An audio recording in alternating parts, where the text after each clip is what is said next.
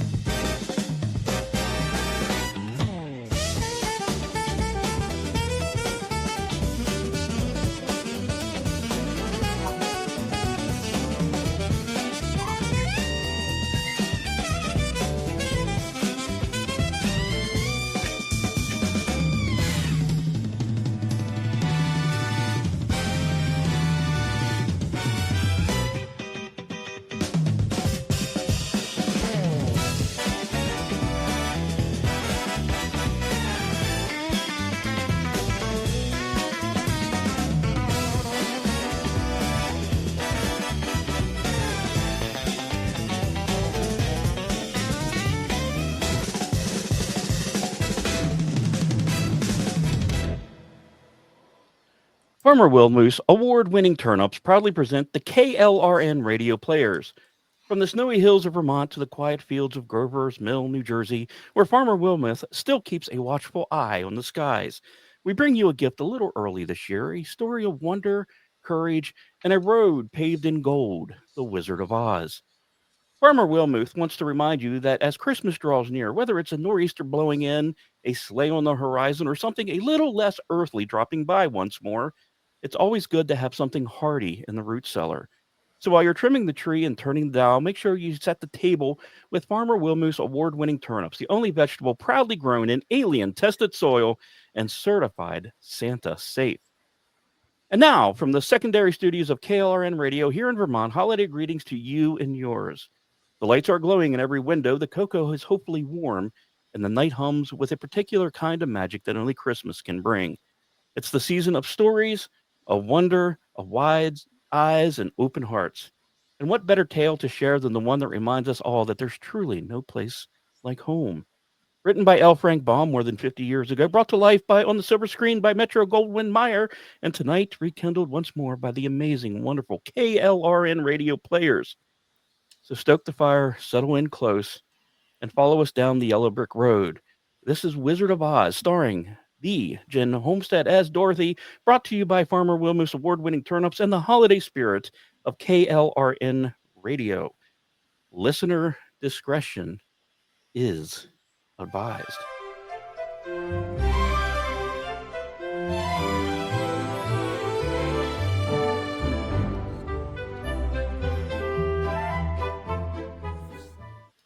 This is the story of a girl named Dorothy who lives with her aunt and uncle on a farm way out in Kansas. Her dearest friend is her dog, Toto.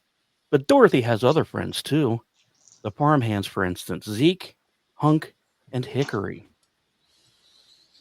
Oi! Oi! Oi! Oi! Oi! Oi! Oi! Oi! Hey, what's your hurry, honey? What's wrong?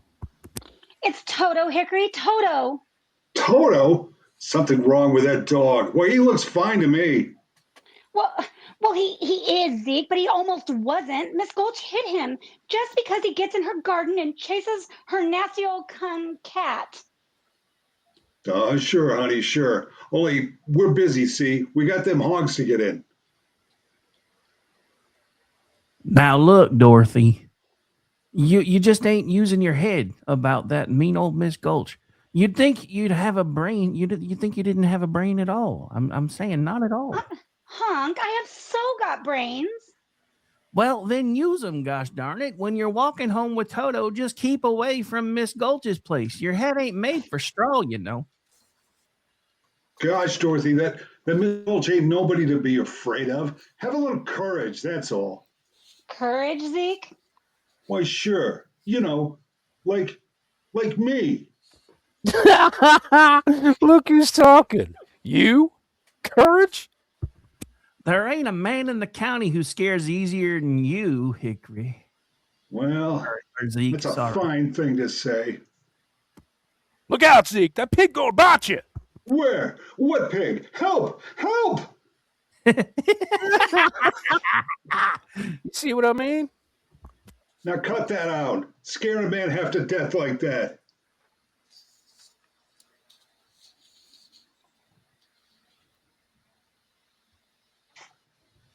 Here now, here. What's all this jabber wabbing? There's work to do. It's about Toto, Auntie Anne. Miss Gulch says she's going to go and get the sheriff and... Hunk, I thought you and Hickory were supposed to be fixing the wagon. Well, I mean, we are, Miss Gale. Hand me that wrench, Hickory, and hurry up, would you? And feed them hogs, Zeke, before they worry themselves into anemia. Yes, ma'am.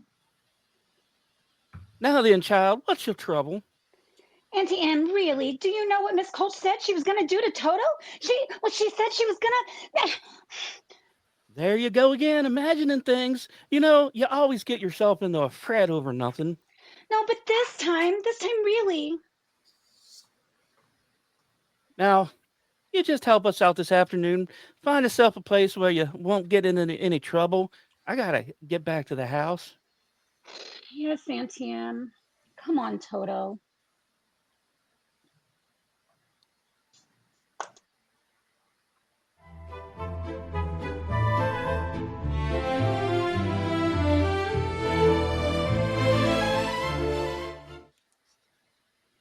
Do you suppose there is such a place, Toto, where there aren't any Karens or any trouble at all?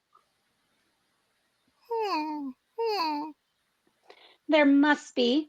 Not a place you can get to by a boat or train or even a Cybertruck. But it's far, far away, behind the moon, beyond the rain. Somewhere over the rainbow, way up high, there's a land that I heard of once in a lullaby. Somewhere over the rainbow, skies are blue, and the dreams that you dare to dream really do come true. Someday I'll wish upon a star and wake up where the clouds are far behind me, where trouble smelled like lemon drops away above the chimney tops. That's where you'll find me, somewhere over the rainbow. Bluebirds fly, birds fly over the rainbow. Why then, oh, why can't I? If happy little bluebirds fly beyond the rainbow, why, oh, why can't I?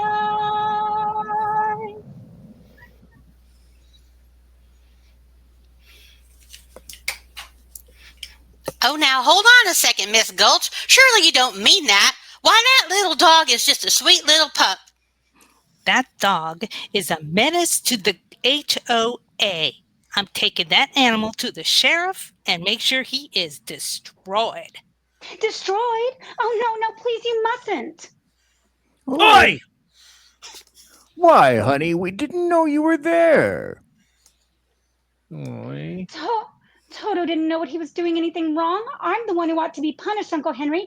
I let him go in her garden. There is a law protecting folks against animals like that.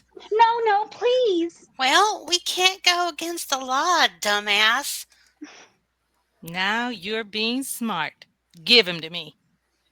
No, I won't let you take him. I won't. You're a bitch. You're a witch. A wicked old bitch. Dorothy! Oh, please, Auntie Anne, please. I got him at last, and there's nothing any of you can do about it. No. Toto. Oi! Toto. Oi! Oi!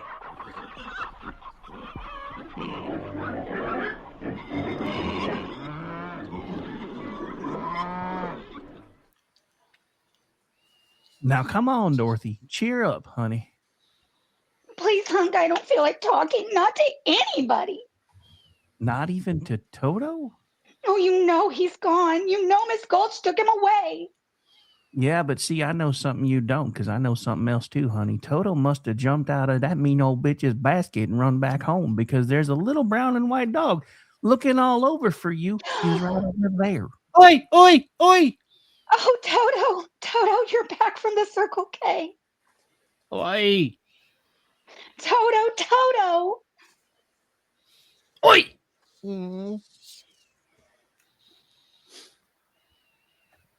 You came back to me, Toto. Oh, I thought you were dead. They'll be coming for you. Miss Gulch and the sheriff, maybe? We live in a nanny state. We've got to run away now, Toto, where no one will ever find us or take you away again. Yes, Toto, we've got to run away.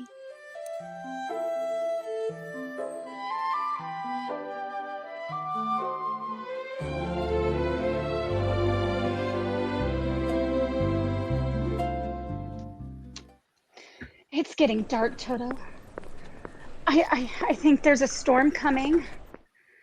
But we'll just keep going, won't we? We're not afraid. It's just like Jeek said. Courage. Oi, oi, oi, oi, oi. I see what you mean. A wagon, a horse and a wagon and a man. And there's a big sign on the wagon. Wait, I think I can see what it says. Professor Marvel, acclaimed by the crowned heads of Europe. That's kind of weird. Let him read your past, present, and future in his crystal. Well, who might you be? I guess it's all right, Toto. He looks like a nice man. Well, if you're not going to tell me who you are, suppose I tell you. But are you stalking me? How can you?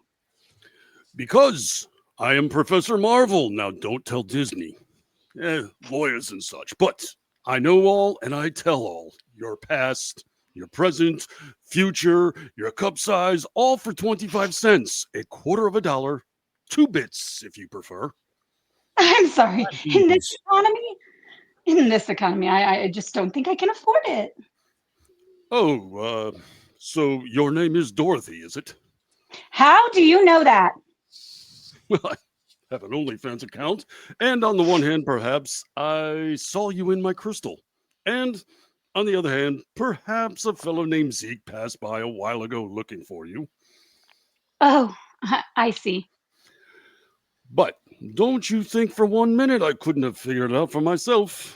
Why, Professor Marvel and his magic crystal have amassed royalty and peasantry alike the world over. Oh, please, Professor. Can't we go with you and see all the crowned heads? Are they attached still? I don't know. This is all kind of strange. But of Europe, I'd love to go.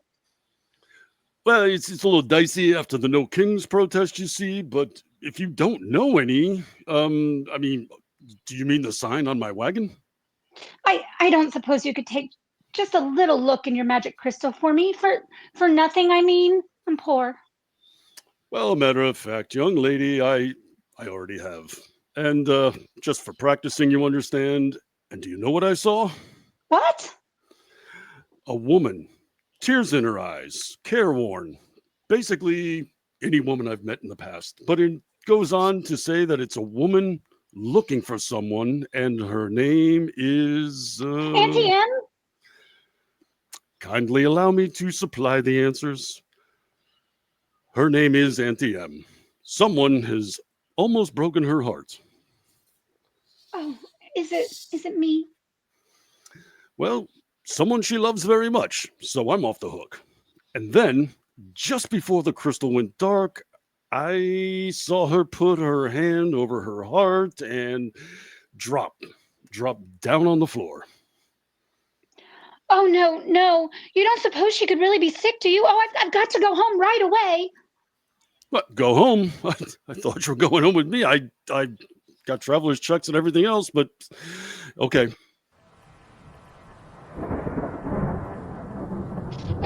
I go home with you. I just wanted to travel. I'm not sure what you're up to, but I've got to get to her right away. Toto, come on, Toto, we're going. Goodbye, Professor, and thank you.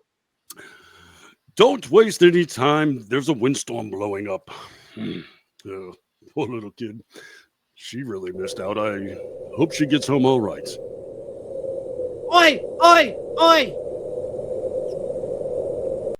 Auntie M, Auntie M. Oi! There's nobody in the house, Toto. I can't find anybody. Oi! Auntie M. Oi! Oh, the storm Oi, oi. cellar. That's where they are. The storm cellar. Toto, the house is blowing away. Toto, look out, look out.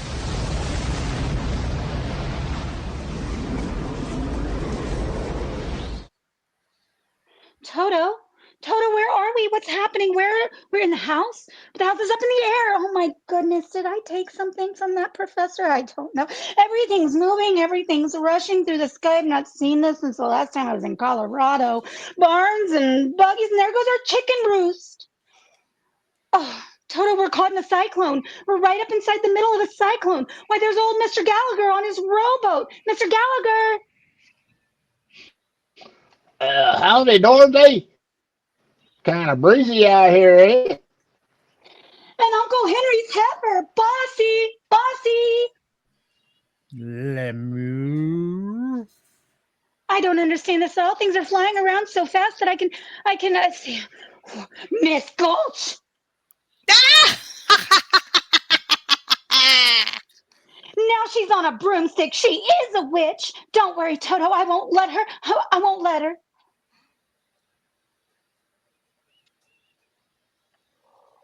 We've stopped moving, Toto. We're standing still. But we can't stand still up in the middle of the air. We're going to fall. We are falling.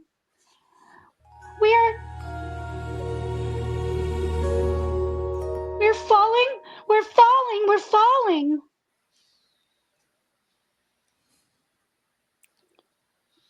Oi! Toto, we've landed, but where? Where are we? Oi! Why, it's a regular little village. And look, houses and streets and trees and fountains. Oi! Oi! Oi! Oi! Yes, you're quite right. That is our house over there. We must have bounced out when we landed, but what place is this? Oi! Oh, I have a feeling we're being watched. Is Barack Obama president here? I have another feeling we're not in Kansas anymore. Why, we must be over the rainbow. Toto, look, there's a big bubble coming down the street and there's someone inside it. A lady? Oh no, what did we do, Toto? She's stepping out. Oh, now I know we're not in Kansas, and I'm not sure if I have my mind. Tell me, please, are you a good witch or a bad witch? Me? Oh, I'm not a witch at all. I mean, sometimes people have said that I kind of act. I'm Dorothy Gale from Kansas. Well, I am a little muddled. The Munchkins just summoned me because they said that there was this huge... I don't think you can say that. The Munchkins? You happen to be standing in the very center of their village, stupid. And they sent for you in a bubble? Because some new witch has just dropped the house on the Wicked Witch of the East. See? Right over there. Oh, but that's our farmhouse from Kansas. Now look where I point my wand. 2 red slippers. Exactly, girl. 2 red slippers protruding from under the farmhouse. All that's left of the wicked bitch of the East. And since it's your farmhouse, obviously you're responsible. Oh, you've made the Munchkins very, very happy, my dear. If you please, and I hope I don't get canceled, but what are Munchkins? You know, little people who live in this land. Little people. We can call them little people. They're okay with little people. They said they're okay with little people. It's Munchkin land, and you are now their national heroine. And who are you? Why, I'm Glinda, stupid. Of course, the Witch of the North. Witch, but you're beautiful. Thank you. I know. You see, only bad witches are ugly, and I'm considered a very good witch. I know, no one believes this shit, but I am. I'm a very good witch. Now, suppose I call the Munchkins.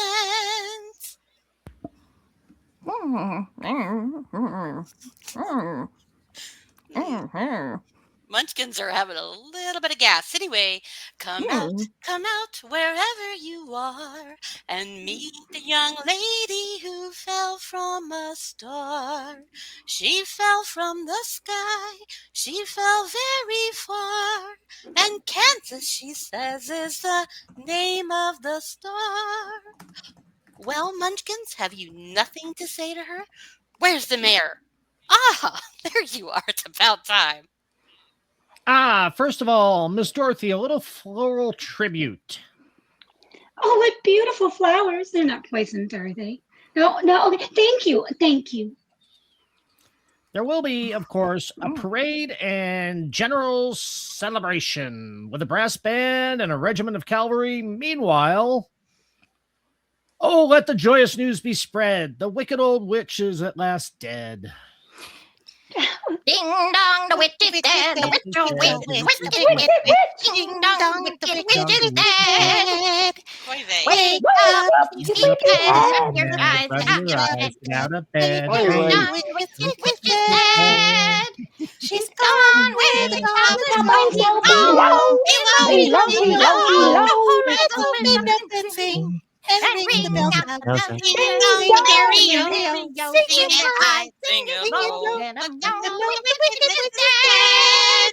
Dead. Smoke! A cloud of red smoke.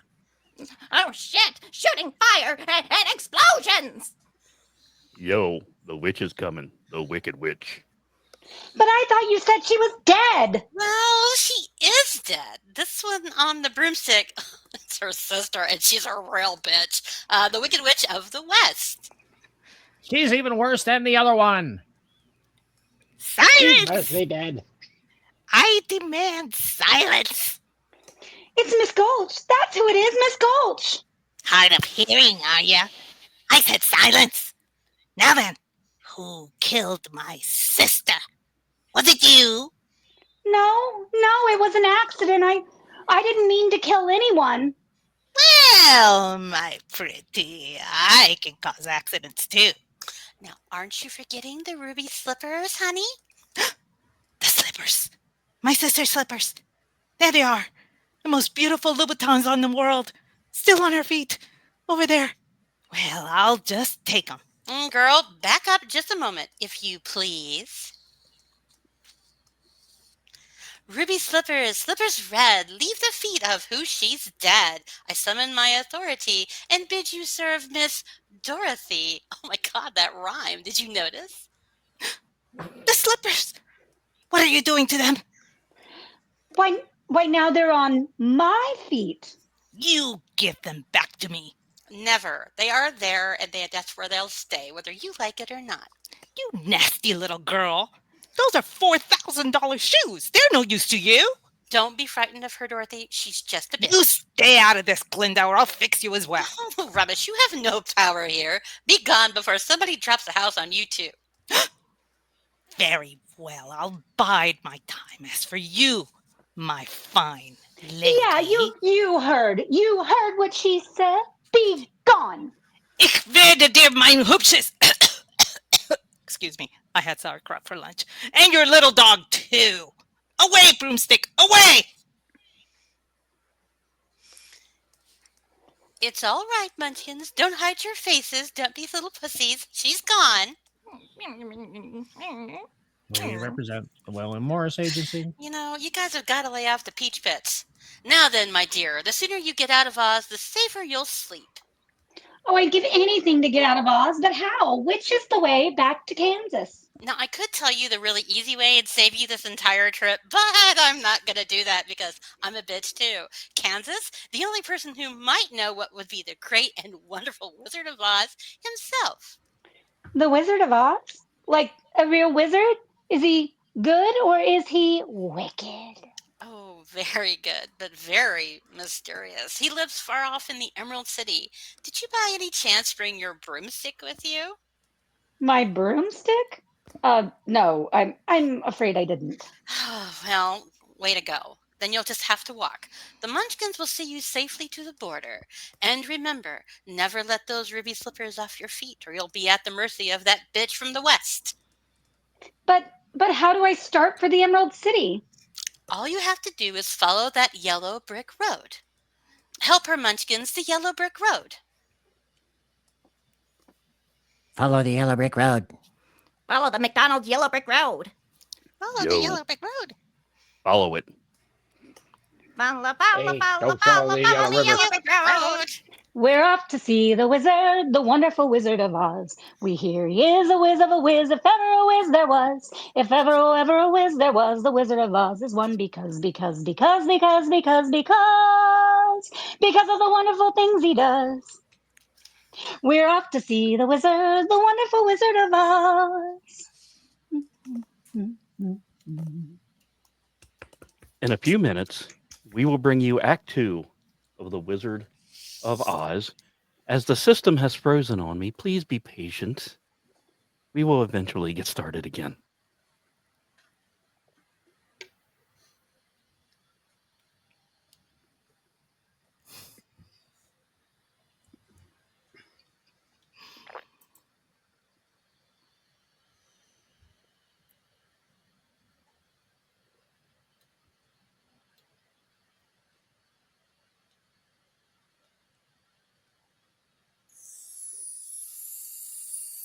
Is life feeling a little dull? Has your sparkle lost its spark? Well, don't you frown. You don't need a wizard. You just need emerald polish.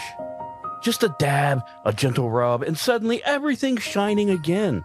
Emerald polish keeps you bright, alert, and more importantly, confident. Ready to face those yellow brick mornings with a spring in your step and a grin on your lips. Why let your precious treasures sit there untouched? Give them some attention. Show them a little bit of love. With emerald polish, you'll buff, smooth, and shine until you're glowing like you just arrived by a cyclone. Not liable for excessive confidence, spontaneous singing, broom flight, envy, or believing. You can take on a whole squad of flying monkeys alone. So remember, friends, emerald polish. When you need a little sheen on something green, ask for it by name and polish proudly.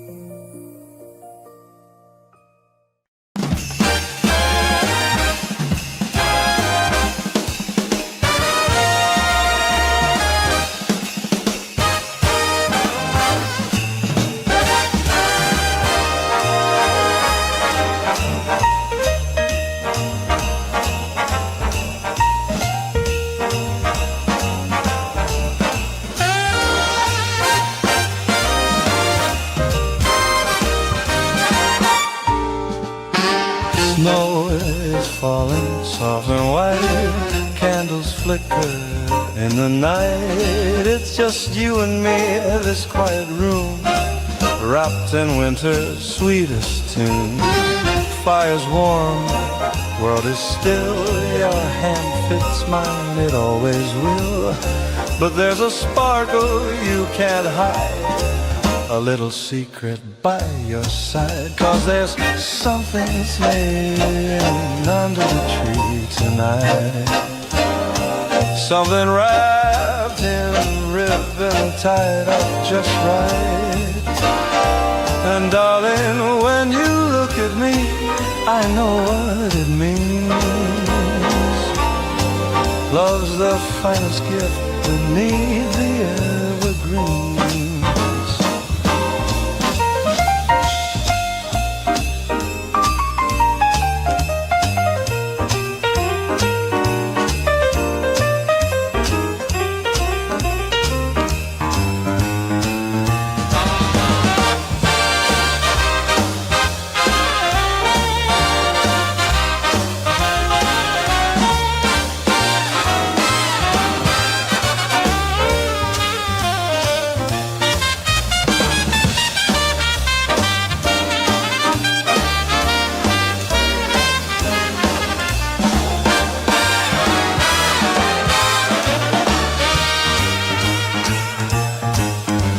Smile glows in the Christmas light, pulling me in so soft, so bright.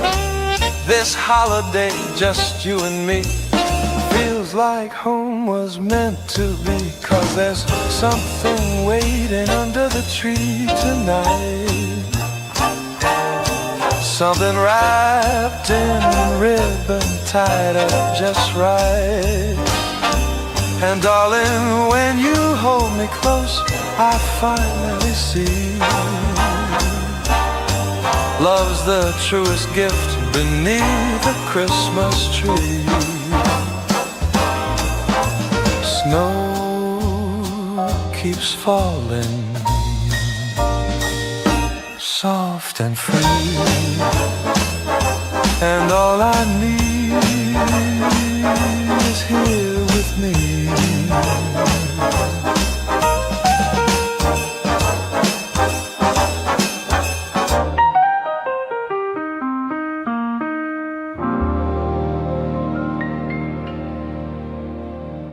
Good evening, listeners. This is Ernest Wilmoth speaking.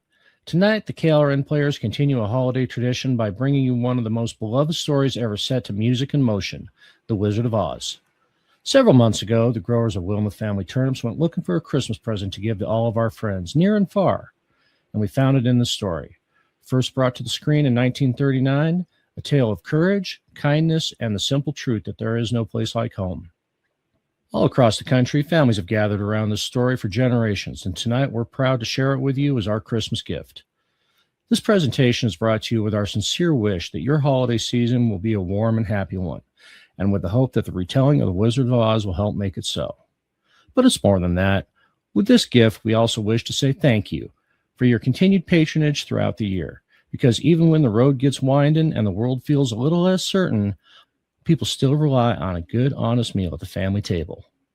It used to be thought that turnips were merely for the winter feast, but really that's not the whole story. Families like to keep a variety of good roots and tubers on hand through the holidays so that nourishing, piping hot meals are always close by, whether it's the youngsters are in from the cold or someone just found their way home again. There's health and happiness in good hot turnips, and your grocer has Wilmoth's turnips, all 23 of our delicious varieties, grown with care and delivered faithfully from the heartland to your hometown. And now, the KLRN Players presentation of The Wizard of Oz, brought to you by Wilmoth Family Turnips. And on to Act 2 of The Wizard of Oz. With the magic slippers on her feet, her dog Toto at her heels, and the little munchkins marching on ahead, Dorothy is on her way to the Wizard of Oz. They've reached the border of Munchkin Land, and the little people have waved goodbye and disappeared. Well, Toto, now what? Ugh, oi. We're still on the yellow brick road, but now it goes in two different directions. Which way do we go? Pardon me, but that way is a very nice way. Oh, now I'm hearing... Who said that? Oi, oi. Oh, don't be silly, Toto. That's just a scarecrow in the cornfield. I'm not sure this is corn after all. Scarecrows don't talk. Well, on the other hand, that way is very pleasant also. Why, he did talk. Is there anything so unusual about that, miss? Well, yes, there is. And why... Something's wrong with me. Why do you shake your head? I mean, both yes and no at the same time? Oh, that's my trouble. I never can make up my mind about anything. Oh? The fact is, I haven't got a brain in my head. Take a look. Right here. You can see. You see? It's straw. Just straw, like the rest of me. But how can you talk if you don't have a brain? Well, some people without brains do an awful lot of talking. Do you not remember Joe Biden? Yes, they do it every night on CNN, so I guess you're right. Oh, what's he doing? Your dog, I mean. Toto? Why, he's just licking your hand. Oh, well, that's not what I thought he was doing, but I guess I don't scare him after all, huh? No, of course not. I can't even scare a crow. They come from miles around, they pick off my straw for their nest, and it's not at all flattering. I'm a failure just because I haven't gotten a brain. None at all. They say thinking makes things easier. Planning, learning, remembering where you left your hat even. I could do puzzles and riddles and maybe even think if I only had a brain. Ma'am, I practiced that in my head, but I think it went better there. How about you? Well, what would you do with a brain if you had one? Well, I could while away the hours, conferring with the flowers, consulting with the rain. And my head I'd be scratching when my thoughts were busy hatching. If I only had a brain, I'd unravel every riddle for any individual in trouble or in pain. With the thoughts you'd be Be thinking, thinking you could be another Lincoln if you only had a brain.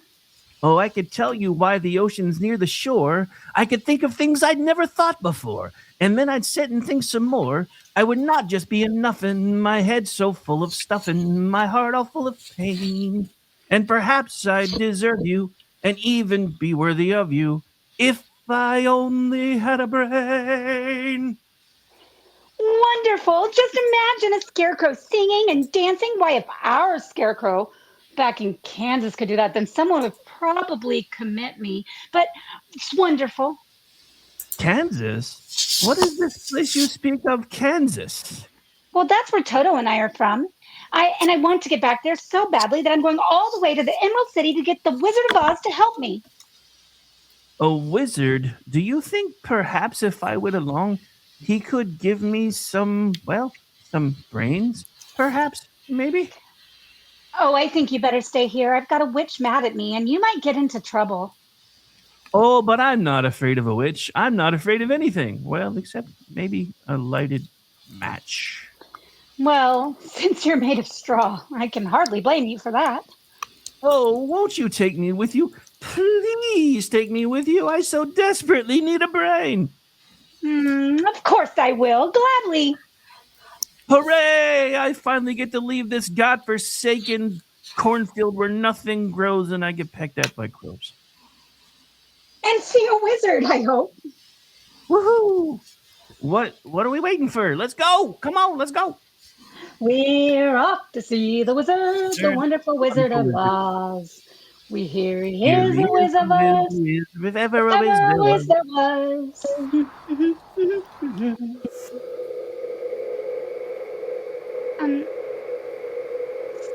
Scarecrow? Scarecrow? Do you see what I see? Well, not knowing what you see, I can't really say what I see is what you. Oh, wait a minute. Let's look over there. That's just what I mean, at the edge of the forest. It's a man. It's a man, I say. Is it Michelle Obama? They're holding out an axe. Come on, Dorothy. Be careful, please. You too, Toto. Look here. Look here on the grass. It's an oil can. Oil can. Did you say something? No, ma'am. He did. Oil can. He said oil can. He wants me to oil him. Giggity. Giggity. My mouth. He said his mouth. This does not seem right. I don't know that this is appropriate. Oh, come on, Dorothy. You're on OnlyFans. Let's do it. Just a minute now.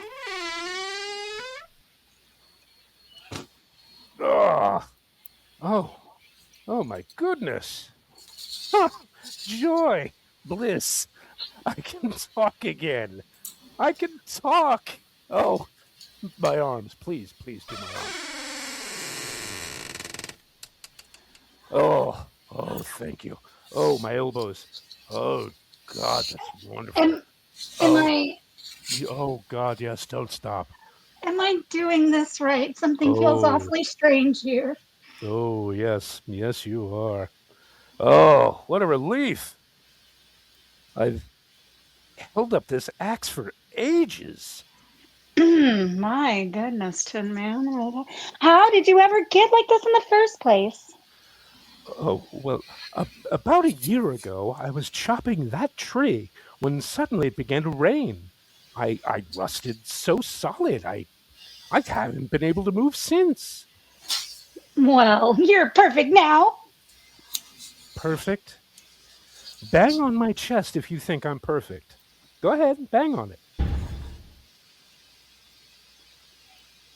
That's quite an impressive echo you have there, sir. You see? Empty. The tinsmith forgot to give me a heart. No heart. No heart. Oh, that's so sad. All hollow. And believe me, not having a heart, well, it presents problems. When a man's an empty kettle, he should be on his mettle, and yet I'm torn apart. Just because I'm presuming that I could be kinda human if I only had a heart. I'd be tender, I'd be gentle, and awful sentimental regarding love and art. I'd be friends with the sparrows and the boy that shoots the arrows if I only had a heart. Picture me, a balcony, above a voice sings low. Wherefore art thou, Romeo? I hear a beat, how sweet.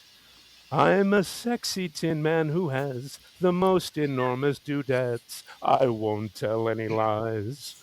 I don't want to brag, but damn it, they're as hard as Fordham granite and they're avocado sized. Well, I certainly can see what you mean there. You were whispering, you and him, while I was singing. Well, we were just wondering if you'd care to go with us to the Emerald City. Then you could ask the Wizard of Oz for a heart.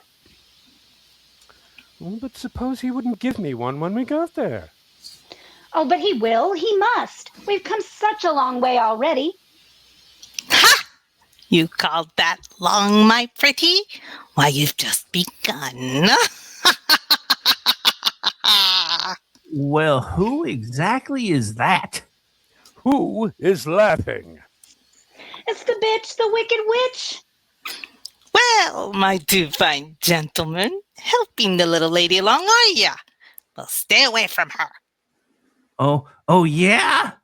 or I'll stuff a mattress with you straw man. And you, I'll use that tin carcass for a beehive. Gosh, she wasn't kidding. You really are a bitch. Want to play ball, Scarecrow? Well, here, catch. No, look out. It's a ball of fire. Fire! No, get it away from me! Get it away from me! Stand still. Stand still. I'll stamp out the fire with my tin feet. There. You can move now. Oh, much obliged, Tin Woodsman. And might I say, I can see what you were singing about earlier, too. Oh, yes, we both are. But I'm still not afraid of her. I'll see that you get safely to the wizard now, whether I get a brain or not. Stuff a mattress with me. Not likely. Agreed. And I'll see that you reach the wizard whether I get a heart or not. Oh, you're just the best friends anybody ever had. I just met you like less than 5 minutes ago, but I just know you're the best. And it's funny, but I feel as if I've known you all this time. You're just like Hunk and Hickory, but I couldn't have known you, could I? I certainly don't see how. I mean, I guess it doesn't really matter. We know each other now, all right. That's right. We do. Then to Oz, I say. To Oz. To Oz. We're off to see the wizard. The wonderful Wizard of Oz. We hear he He is a whiz. If ever a Whiz there whiz was. We're so off key. Did I mention that since I don't have a brain, I can't keep tempo very well?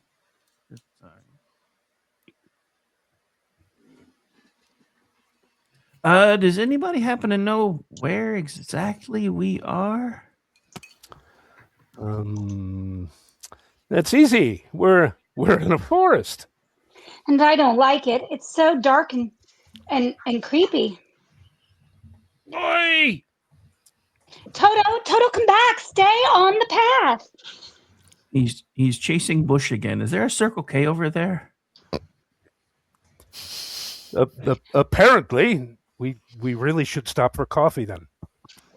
I think I saw something too. It's a lion. A lion. He's coming this way. Stay where you are. Put 'em up. Put 'em up. Put up your fists. Fight you wussies. I'll fight you with one paw tied behind my back. I'll fight you with standing on one foot. Stand up and fight. Come on. I'll swallow you first, you little peewee dog. Shame on you. You let that little dog alone. Let him alone, I say. Now why'd you have to go and slap me for? I didn't bite him. Look, the lion. He called us wussies, but he's the one crying. Well, you tried to bite him. What are you, Mike Tyson? You didn't have to go and hit me, did you? Is my nose bleeding? Oh, of course not, you little pussy. My goodness, you're nothing but a great big coward. You're right. I am a coward. I haven't got any courage at all. Do you suppose the wizard would possibly help him too? Well, I don't see why not. Why don't you come with us, Lion? We're on our way to see the Wizard of Oz and get the Tin Woodsman a heart. And him a brain. And I'm sure he could give you some courage.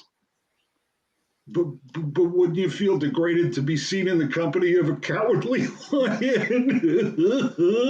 Oh, no, of course not. Here, you better take my handkerchief. Thank you. You're being so nice to me. Now, please stop crying. It's embarrassing. I'll try.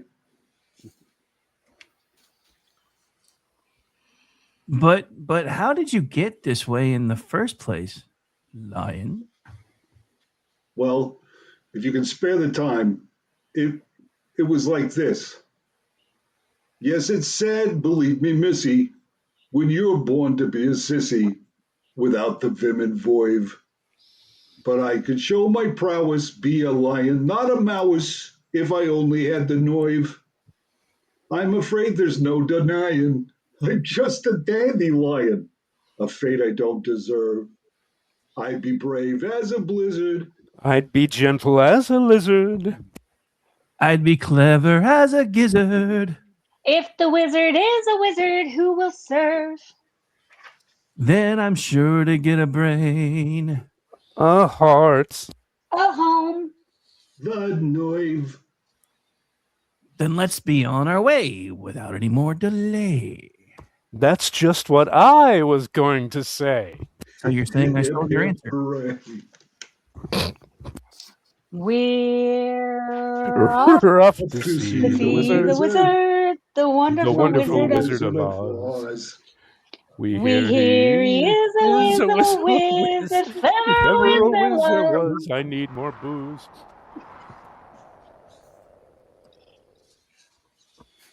Aha! Little do they know I too was hiding in the forest.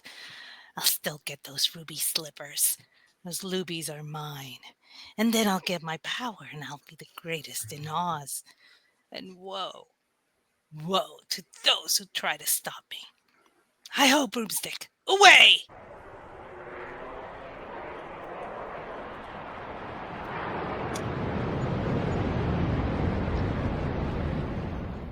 Look, everybody, look! Emerald City! Oh, at last! Emerald City? Gosh, it's green. And with turrets. And look, what a huge tower the wizard has. It is slightly phallic, isn't it? But no matter, how do we get in? The wall goes around everything. Yeah, it most certainly does. Look, at the top of the wall. Oh, who are you? That's my question. Who are you? Well, If you'll let us in, we'll be glad to tell you. Oh, right. That's like passing a bill and finding out what's in it. Let you in, huh? Well, you look harmless enough. Open the gates of Emerald City. We can go in. The gates are opening. Wow, you're a sharp one. Well, that's the general idea of gates, isn't it? Kindly step forward and state your business. I don't understand all the side shots. Whatever. We want to see the wizard, please. The wizard. Oh, but nobody gets to see the Great Oz. Nobody's ever seen the Great Oz. Even I have never seen him. Oh, please. The Good Witch of the North. She came in a bubble in a munchkin land by a yellow brick road where then I found a talking scarecrow, 10's woodsman, and a cowardly lion. I know it sounds crazy, but she sent me here. She said I must come. Prove it. Provide links, please. Well, we'll get to her OnlyFans later. Can you not see that she's wearing ruby slippers? She gave her those, you dumbass. Well, bust my buttons. So she is. Please, I kindly ask you to keep everything buttoned. Then you'll take us to the wizard? There you go again. Wizard. Well, yes, of course, wizard. Well, meanwhile, you all better wait. Pardon me, sir. Well, what is it now? Good grief, man. Can't you see I'm... You're right, sir. By HR and also in the public square. Who wants me? Well, again, it's HR. There's multiple looking for you from there, but the entire population of Emerald City, something about their mom, and there's something else going on, sir. I don't know. Like the looks of it.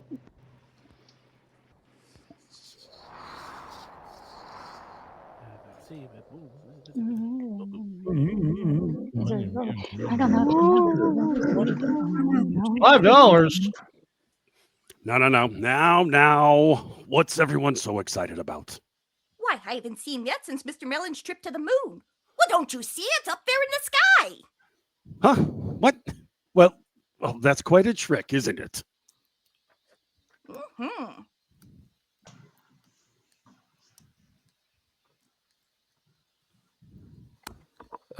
Dorothy, it appears to be skywriting. Is that a proposal? It looks like letters of black smoke all across the sky. What does it say? Oh, it's the Wicked Witch. It says, surrender Dorothy. I never.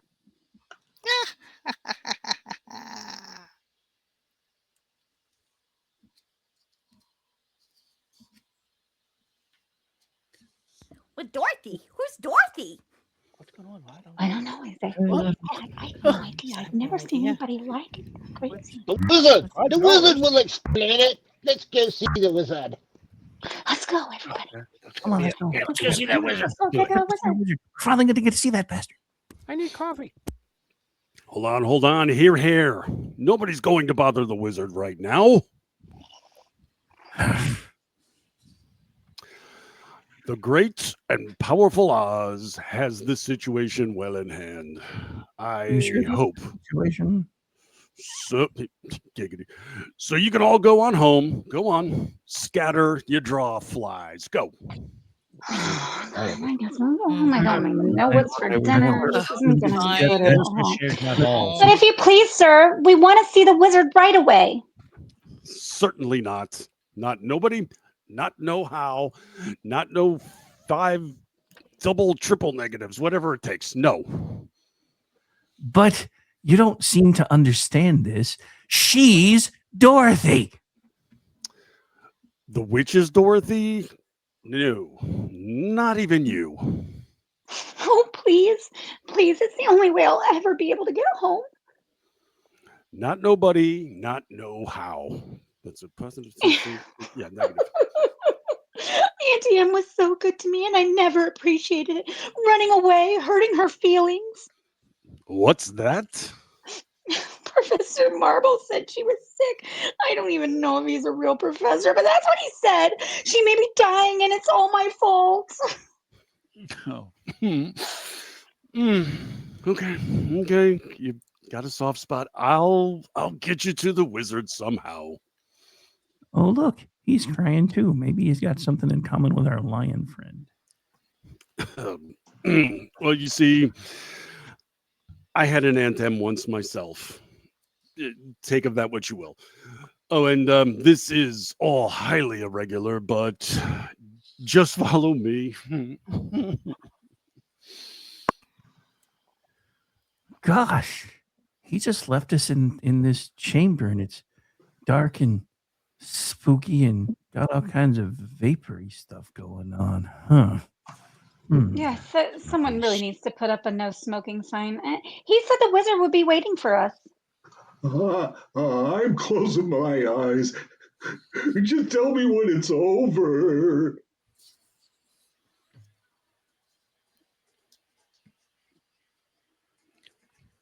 Silence! Who is that? I am Oz, the great and powerful. But we can't even see anybody. Silence!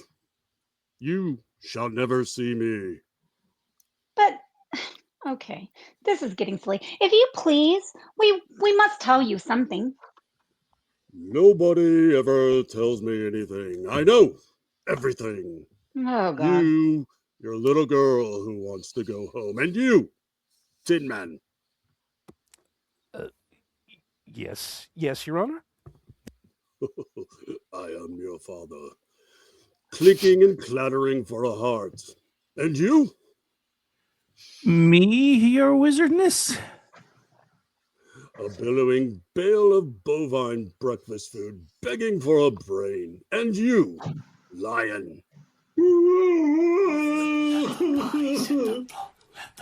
Oh, good grief, he's fainted.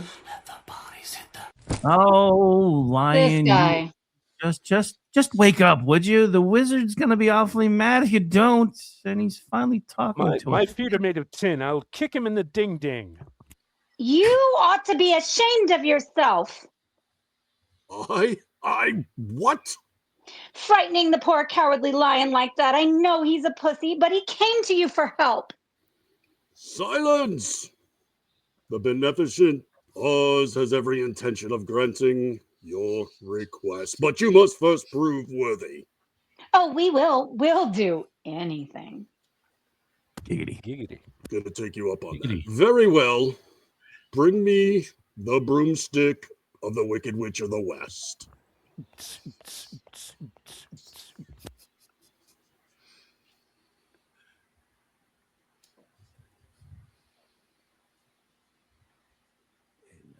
But if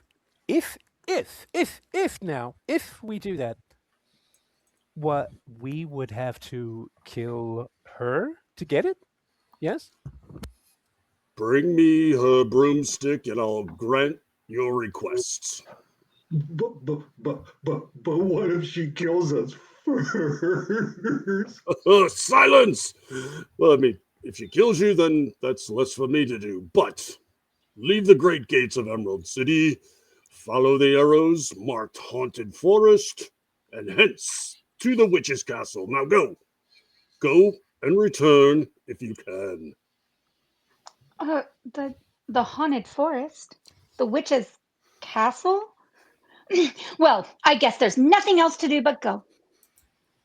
Well, that's the spirit. I know you're nervous, but it's just like the first time you did OnlyFans. Come on, lion. Come on, Dorothy. Let's go. Well, that's us fucked then. No, we're not afraid.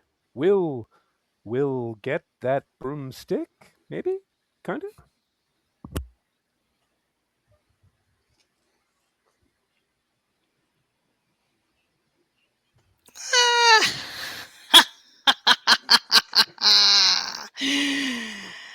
And they think I don't know about it.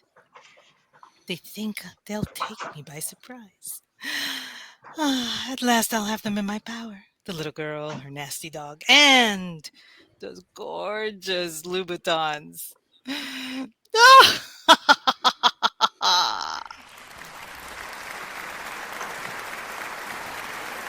In just a few minutes, we will bring you Act 3 of KLRN Radio Players, The Wizard of Oz.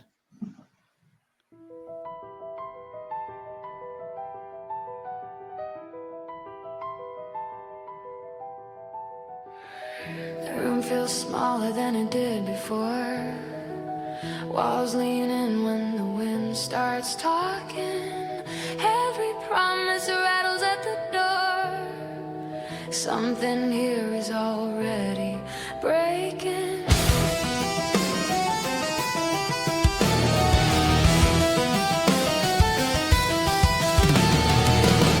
I held the ground like it would stay, but the floor keeps learning how to move.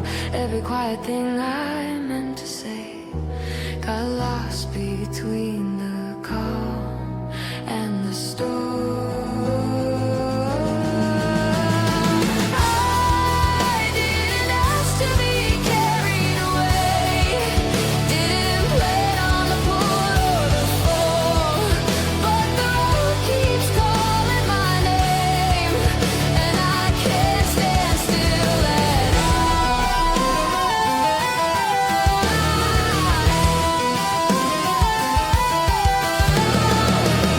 We walk together, not the same. Different ghosts, but the pace is shared. Every heart wants something named. Every wish is a cracked repair. We argue shadows into light. Trade our fear for borrowed strength. None of us are right tonight, but we keep moving anyway.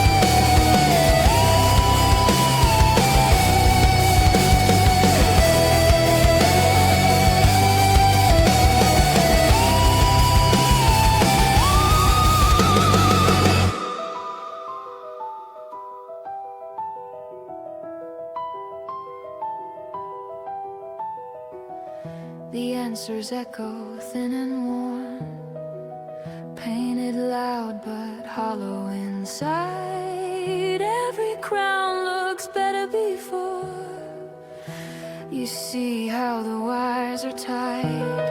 Courage shows without a sound when the curtain starts to fray. Truth is lighter when it's found, but heavier to take away.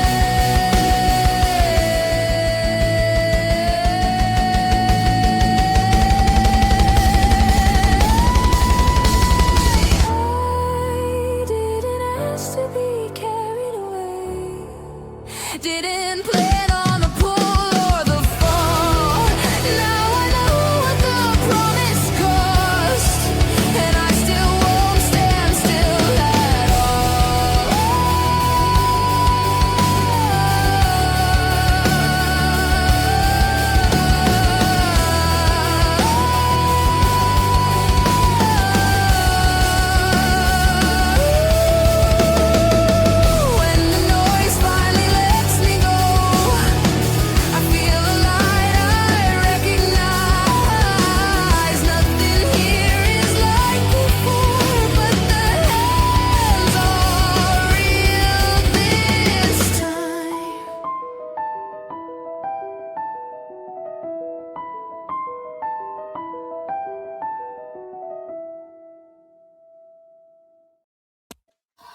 The curtain rises on Act 3 of The Wizard of Oz.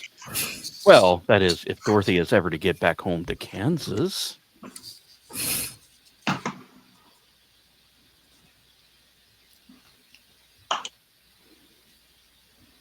Calling Scarecrow. And if I'm ever to have a brain, sorry, remember that no brain thing? I didn't realize I was still muted. My bad. And me, a heart. And me, the courage. Then Dorothy must first get the broomstick of the Wicked Witch and bring it back to that wonderful Wizard of Oz. But if the wizard knows everything, the Wicked Witch, unfortunately, knows quite a lot herself. Now, in her bleak and dismal castle, she gloats over a newly captured prisoner.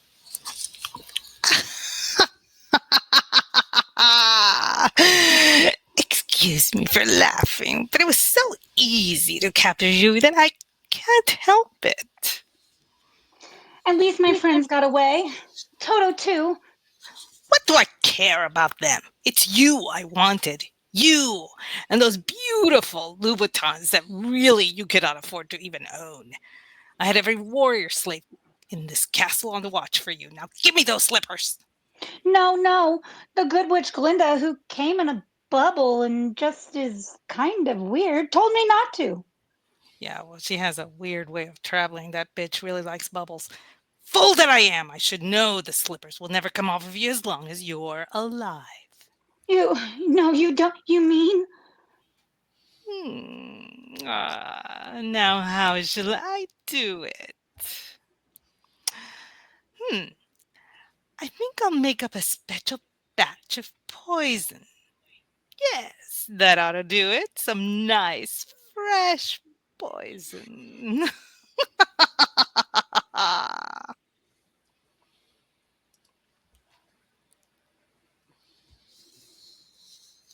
Look! Oi! Oi! Oi! There he is. It's Dorothy's dog. Tin Man, Lion, look! Oi! Oi! Oh, we're goners now, all right. He'll lead us to the witch's soldiers right here to a hiding place. No. He's come to take us to Dorothy. Up there in the castle. We can't fail her now. We simply can't. Okay, I'm gonna go. Witch or no witch. Guards or no guards. I'll tear them apart. I'll knock them cold. I may not come out alive, but I'm going in there. Oh, Lion.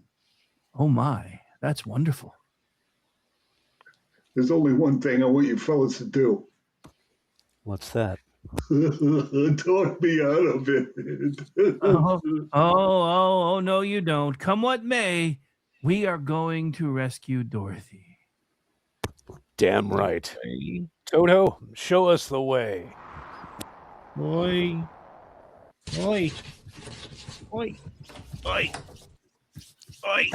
That must be the room. Toto has sniffed her out. Does she never shower? Dorothy? Who is it? It's us. We've come to save you. Open the door. I can't. She's locked me in here. Tin Man. What a nice axe you have. You should use that to chop down the door. But that'll make noise. And the guards. Who cares about the guards? We'll save you, Dorothy. We'll save you. She'll be back any minute. Hurry, please. Here goes the door. Stand back, Dorothy. Oh, I knew you'd come. I knew it. Toto. Oh, we'll have you out of this old castle before you can say Jack. Going so soon. Where the hell did she come from? The bitch. The wicked witch. Why, my little party's just about to begin. Guards, seize them! Seize them!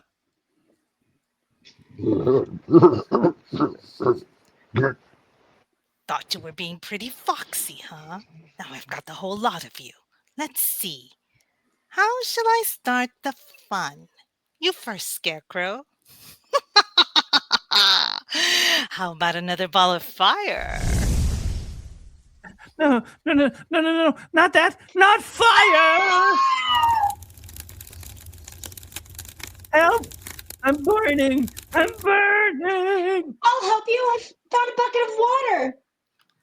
Water? No! No! Put down that water! Oh, thank you, Dorothy. Thank you. Oh! I haven't. Oh, you cursed brat! You've killed me! You've killed me! Oh! Oh, get a fucking grip. Nonsense. I just happened to splash some water on you two. Ah! Look, the witch. She's melting. Oh, that world! What a world! What a world! Who would have thought that a good little girl like you could destroy my beautiful wickedness? And all because of a pair of Louboutins. This is it. The time we figure out this stupid show is about two chicks fighting over a pair of shoes. I'm going fast. Oh!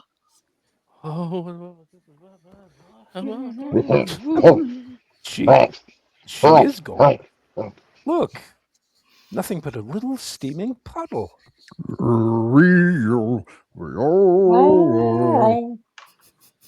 She's dead. You've killed the wicked witch. But I didn't mean to kill her. I didn't know the water would melt her. You don't understand. Now we're all free. She enslaved us, but now her spell over all of us is broken. Yeah! All hail to Dorothy. The wicked witch is dead. Hail. Hail! Hail! Hail. Ding dong, the witch is dead. Lovely. The wicked witch. Ding dong, the wicked witch is dead. Dead. Wake up, you Wake up, you sleepy head. Rub your eyes, get out of bed. Wake up, the wicked witch is dead. She's gone where She's heavens go below. Below.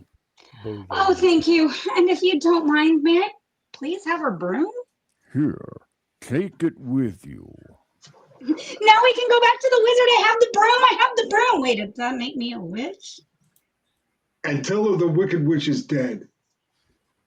Thank you so much, Dorothy. That last little fireball felt a lot like the last time I was at Burning Man. Now onward. Oh.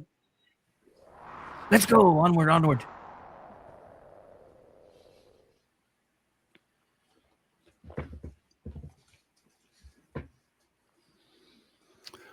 I still can't believe my eyes. You've come back to the Emerald City? And we did exactly what the great Oz told us to do. Here's the witch's broomstick. And now that we've done what he told us to do, if you don't mind, can you take us to the wizard now, please? You see, he promised us he'd... Promised you? Broomstick? I thought he wanted a Roomba.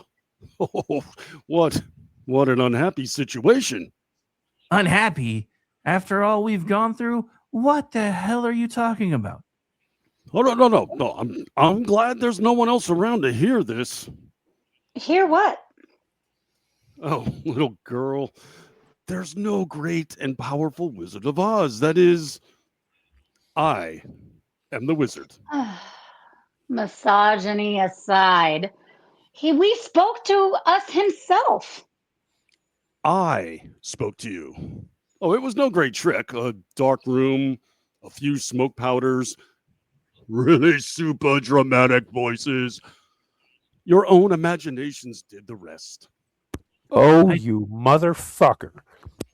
I should have known. That voice sounded an awful lot like you. Exactly. Oh, you are a very bad man. Oh, no, my dear. I'm just a very bad wizard. What about the heart you promised Tin Man? And the Scarecrow's brain. Well, let's face it, that wouldn't have helped me much either way. Well, I mean, anybody can have a brain. Have you ever watched MSNBC? That's a very mediocre commodity. Well, I don't have one, sir. Then, listen a moment. Back where I come from, we have great universities where men go to become deep thinkers. And when they come out, they know how to think just fine and with no more brains than you have. What are you saying? But they have one thing you haven't got: a diploma.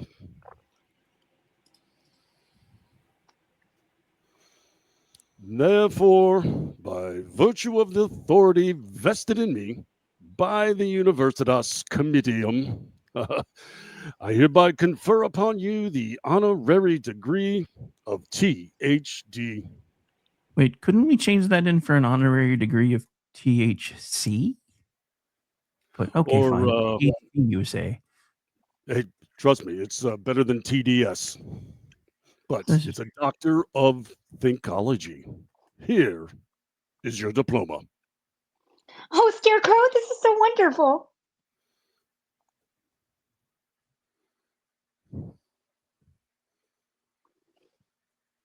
The lion seems to be speechless.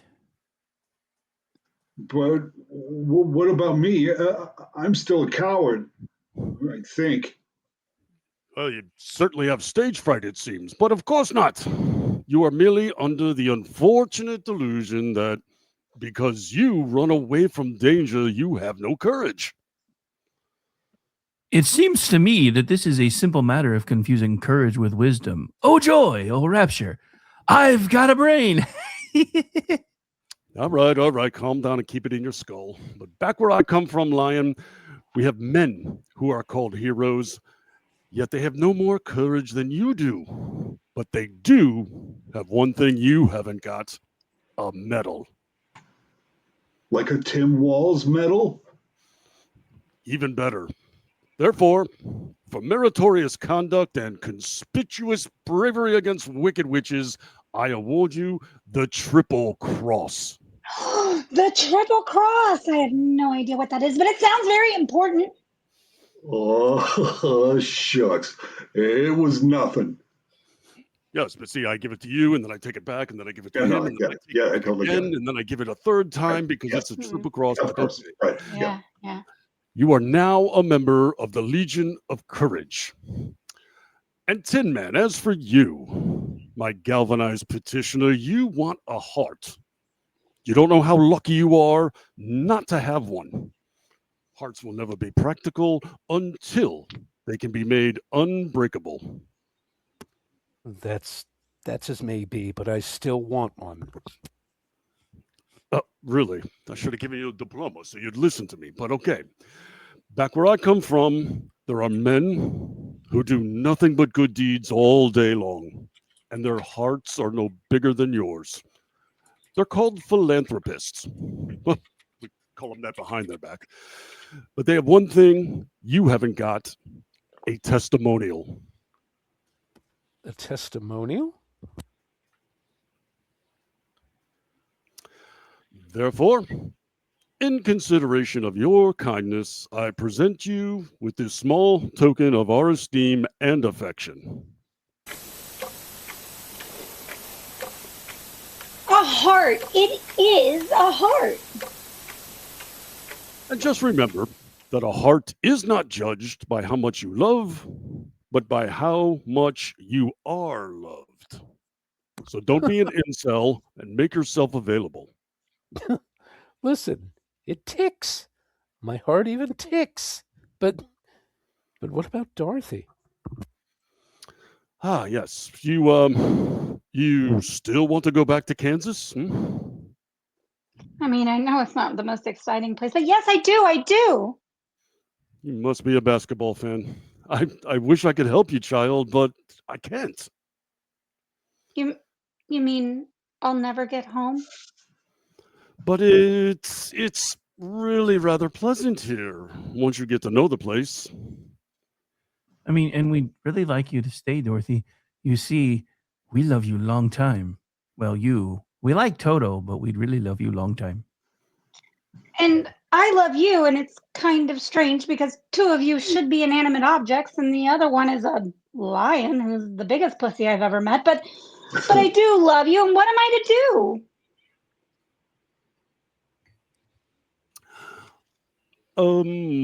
What was that? Look what's coming. A bubble? Who's been blowing bubbles around here? You don't know the half of it.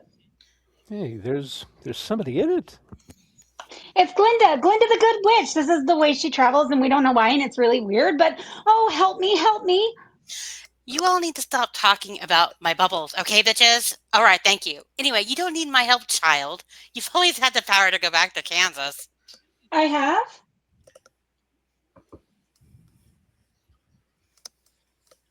Then why didn't you tell her before? Nobody asked you, Lion, because she wouldn't have believed me. She had to learn for herself. Have you learned, Dorothy? Well, have you? Well, I think that it wasn't enough just to want to see Uncle Henry and Auntie Em, and it's that if I ever go looking for my heart's desire again, I won't look any further than my own backyard, because if it isn't there, I never really lost it to begin with. And this is really turning into a therapy session very quickly, and I don't have the money to pay for it. But am I getting this? Okay, is that right, Linda? Yeah, that's all it is, my dear. Now your magic slippers will take you home in 2 seconds. That's too wonderful to be true. I don't believe anything anybody says, because you're all full of shit. Only it's going to be so hard to really say goodbye, because I love you all so much. Goodbye, Tin Man. Oh, don't cry. You do rust so dreadfully. Now I know I have a heart. It's breaking. Goodbye, Lion. I know it isn't right, but I'm going to miss the way you used to holler for help before you found the courage, because you were the cutest little pussy. Shut up. I never would have found it if it hadn't been for you. And Scarecrow, I think I'll miss you most of all. Well, goodbye, dear friend. Oh, God. That's enough. Are you ready now? I'm ready. Say goodbye, Toto. Oi! Now, close your eyes and think to yourself, there's no place like home. There's no place like home. There's no place like home. There's no place like home. Dorothy? Dorothy, child? Oh, wake up. Please wake up. No place like home. No place like home. It's Aunt Em, darling. Oh, Henry, look. She's opening her eyes. Oh, Auntie Em, it is you. Yes, darling. It's me.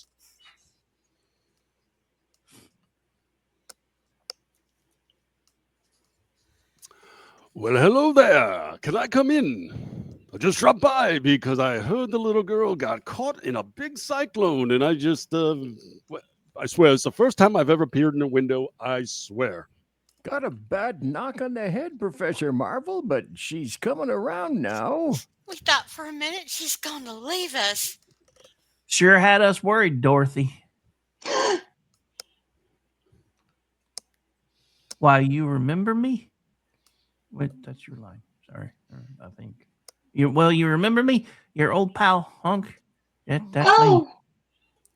And me, Hickory? You couldn't forget my face now, could you? Zeke, I must have been dreaming. I was in a place far away, and you were all there.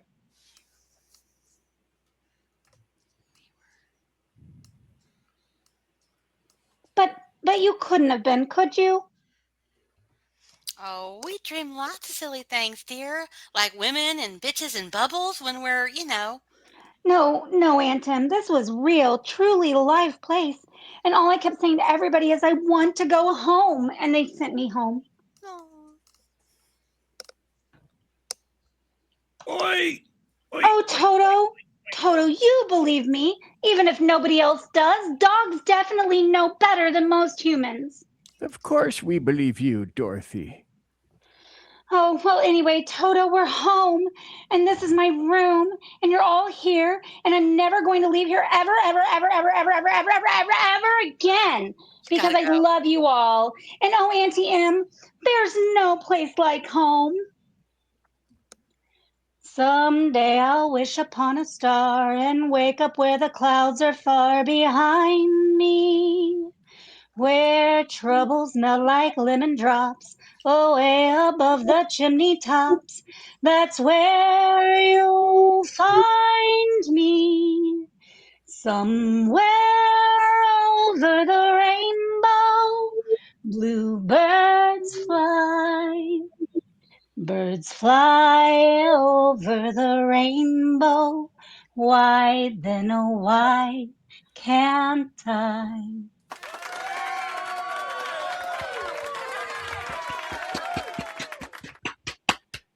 This concludes the KLRN Players telling of The Wizard of Oz. May you and yours have a Merry Christmas. And before we head out to the after party show, I thought I would offer up a tease for what the spring play will be.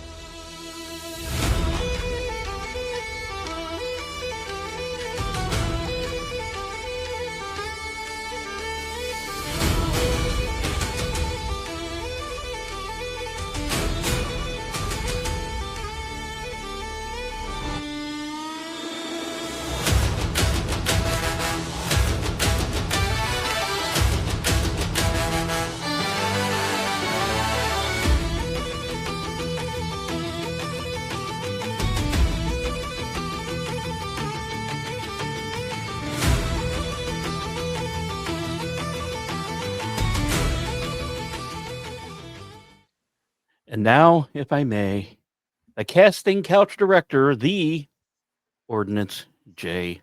Packard.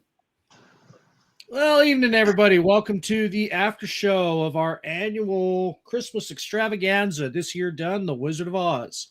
Hope you all had a great time. I know I did, being the true Scottish terrier that I was. So, but without further ado, you know what? We're going to get right into the cast. She hasn't pumpkined out yet, but I'm going to bring her in first because I know how she does turn into a pumpkin when it gets late. We're talking with pumpkin. You're a pumpkin. Get out of here. Linda, the Good Witch and emergency stand-in of Auntie M. Yeah. Samantha Boo. Foo. It's so weird being a good witch. I'm not used to that, so it was really hard to be nice. But yeah, It's even weirder. It's even weirder you being cast as a woman. Yeah, I know. I'm usually a dude. Remember, what was it? I was Bobby last time, and then I was Marley. Yeah, I'm always a dude. I don't know what you guys are trying to tell me. Yeah. You know, I have lots of people who accuse me of being a man, so I guess it's fine. Whatever. Oh, brother. Dude, Sam, you were so great. That was so awesome. It was really fun. I love being the bitch in the bubble. I appreciate that. That was fun. I'm just going to say, Sam, My jaw nice bubble. absolutely dropped. You know, I didn't know you could sing. Really Who? didn't. Jen sings beautifully. No, you. Oh, I did musical theater, but you make fun of me all the time for it. Well, I just know you could never find the exit. I didn't know that you were actually. Yeah, no, a long time ago. Yeah, no, you're fantastic. Acapella is a bitch, man. No, that was awesome, though. I was like, oh, get it, girl. Let's go. Get out of here. You sing beautifully. It was really, it's so hard to acapella. Oh, my God. Well, especially on something like this, where a lot of times you go straight from talking and you're not like on an actual mic. So it is a little bit more like live stage where like you're not on an actual mic where you could pull it away for a second to just go and find your note real quick. You know, if I'm on actual stage, then I can usually do that for just a half second so I know where I'm starting. But when you're live on this, it's like I can't pause it to then go. So I'm like, Frickin' wing it. Let's hope it works. And freaking Glinda is like, uber soprano, and I am clearly not a soprano. So that Oh no, I'm an alto too, so I I'm had to a like little bring alto. mine way down. So it was really, but it was fun. I'm like, I'm just gonna fucking sing it, whatever. No, you did great. I It was really loved fun. it. We had so much fun. I'm sorry that I cackled every time, and I know that the Tin Man wrote his own lines at one point about his avocados. That was the best. I am so glad I was muted because I cackled, and then every I time lost my shit. he would trail off. Where's the key? I need some coffee. It was really. I just cackled off and on throughout the whole thing. So this one was a good one. This was a good choice. Jeff's amazing. The music was so amazing. Those like breaks. Holy shit. Yeah, that was crazy good music. No, he's insane with it. In fact, if you didn't hear the music he did for Alice, is one of my favorite. I use it to sound check my computer all the time. Well, I'll have to listen to the music for Alice because it was really awesome. Yeah, I'll send you the link after the show. So this was the first. Usually because of time constraints and familial obligations, you haven't been able to do a major role. This is the first time you've gotten to do a major role with the KLRN Playhouse. Did you have fun? Yeah, it was fun. It was really a good time, and she's no one I would have ever thought I would play. So that was really funny because I'm not exactly the good witch type, so it was really fun. And but I couldn't keep her nice. I knew she'd just be me, so whatever. Well, you gotta be a little snarky. Got to bring a little bit of you into it. As a bubble bitch, though, that was really fun. I liked being. And I have to get bubbles now. That's really cool. My husband's like, they cast you as Glinda. I'm like, fuck you, dude. Well, so when you confirmed that you were going to be able to take more than a bit part, Jeff and I just went Glinda, and we yeah. So, that's good. No, it's fun. I appreciate it, you guys. I know I'm kind of a big baby, and I'd like to be in bed before 10 o'clock and all that good stuff. So this was really fun for me. I really appreciate it. And yeah, its story was great and it's funny. Listening to it was Dave the Lion. Yeah, Dave was the lion. Oh my God. So good. You'd think it was the original actor singing That's his what lines. that's what I was thinking the whole time. You can make checks payable to Dave Media Inc. at Put him up. I was like, oh my God. KLRN.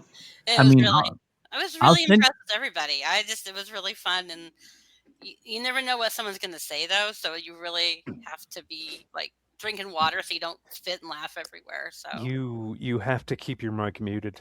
Yeah, you don't have a line. Yeah, some funny motherfuckers. I just got. Yeah, I'm going to take this opportunity real quick to explain Toto, because Toto was a Scottish Terrier. Yes. And when I thought about it, I remembered an old Far Side cartoon where Dave finally completes his invention where he can understand what dogs say, and he's walking down the neighborhood and all the dogs are going, hey, hey, hey, hey, hey. And so I'm like, okay, so Scottish. I was going to try and do it in Sean Connery's voice. I realized, well, that's just Scottish, so fuck it. So that's what was with the oys. Oi. Oi. Oi! So, what's wrong with that fucking dog, man? Ben Kingsley could not have done better. No, I agree. Well, thank It was very moving. It was a Sir moving Ben portrayal Kingsley. of a dog. It was unlike any woof I'd heard before. Well, I mean, we couldn't cast Trixie, so She just doesn't bark at she's asleep in here, so she wouldn't have barked. That was good. Everyone was really fun. It was a good Christmas show. I'm so glad you were able to join us for this one, and in a big role too. So I appreciate it. You guys are too good to me. I know I'm kind of a pain in the ass.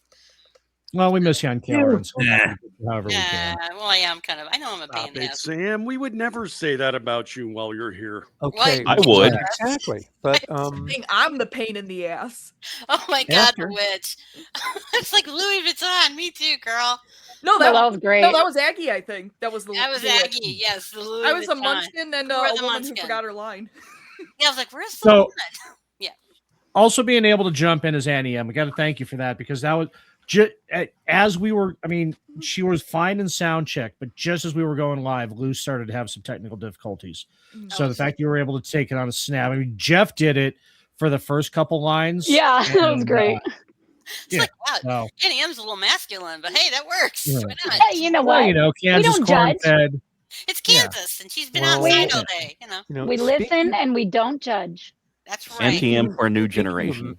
speaking of NTM. Right. masculine, Yes. after Treasure Island, when we do noises off, you're going to be Selsden, so get used to it.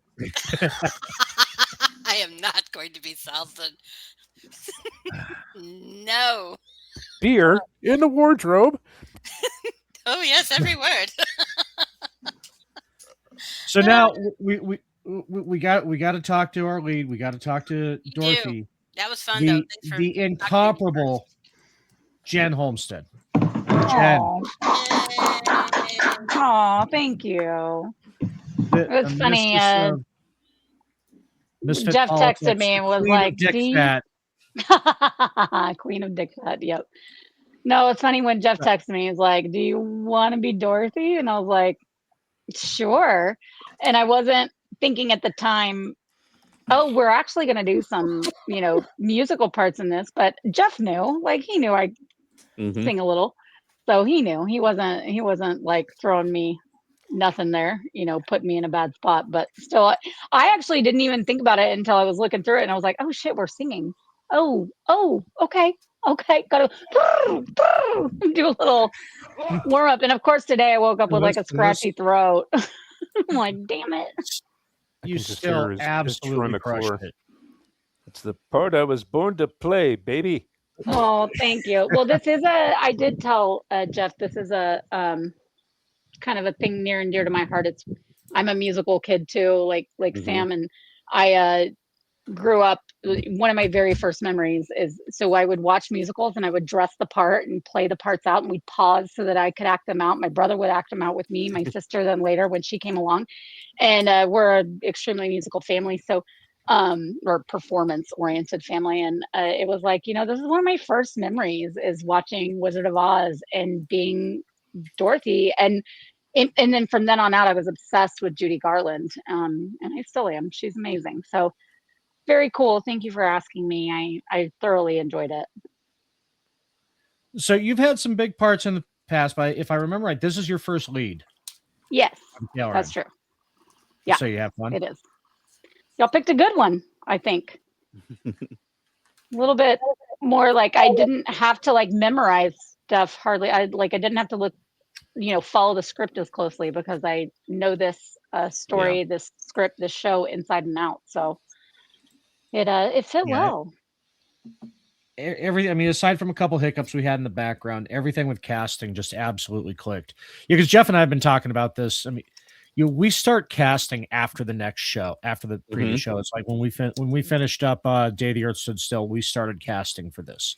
But then we finally said, okay, so we got these commit. We don't start to commit people until a few weeks before, and then it's like, okay, here's who we actually have now. Right. Let's plug them in. So. And and I had to miss the last one because of conflicts with around Halloween, and so I was really sad about that because I've not missed one yet until then. And you always kind of think, well, okay, now I haven't done it, and new people have come in, so I want to throw my hat in the ring, but I'm not sure what's going to happen here. And so I was very, very honored that y'all asked me to do this role, and it was so much fun. No, it worked out perfectly, because like you were talking about your history with the actual production too and everything, it was meant to be. And you crush again. Somebody else, and my jaw absolutely dropped at your singing. Oh, thank you. Well, I got by. Agreed.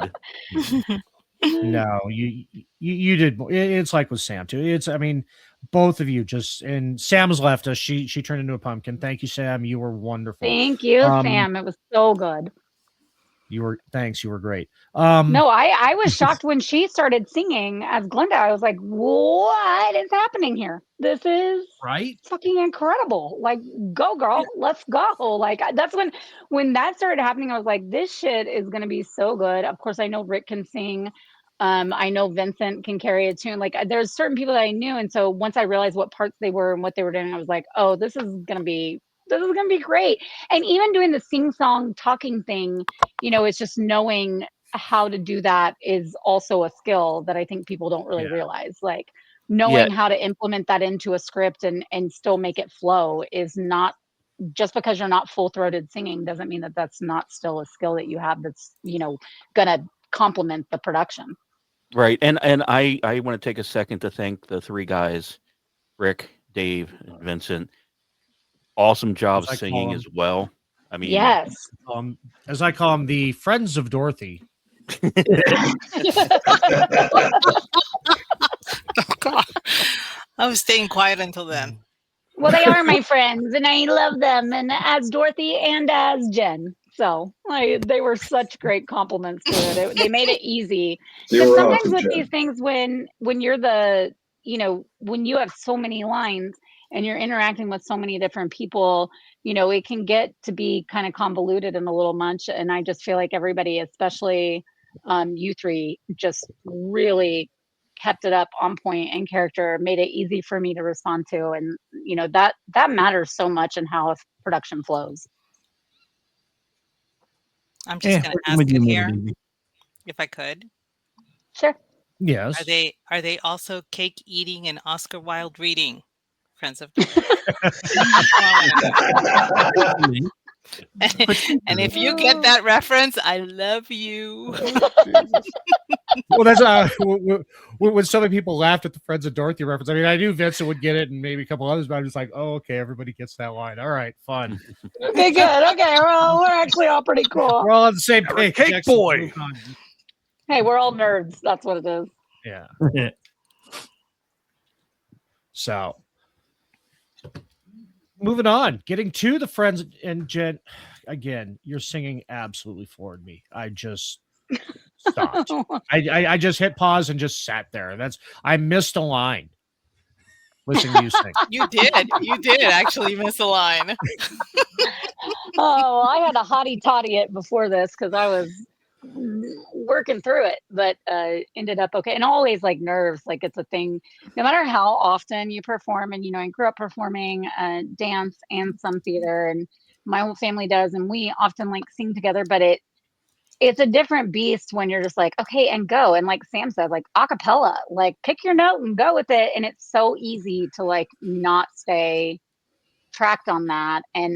But I do appreciate Jeff being like, I'm going to let y'all do it because there may be moments that you need to change that won't fit with a musical score. And I was worried about that as far as key goes, because I had to bring it down, a half step because of my kind of allergy throat situation today. And if you had approved with me music 2 weeks ago, I wouldn't have been able to sing on key for that music. Like it would have been off. So I appreciate that. That was it. It just all came together really great.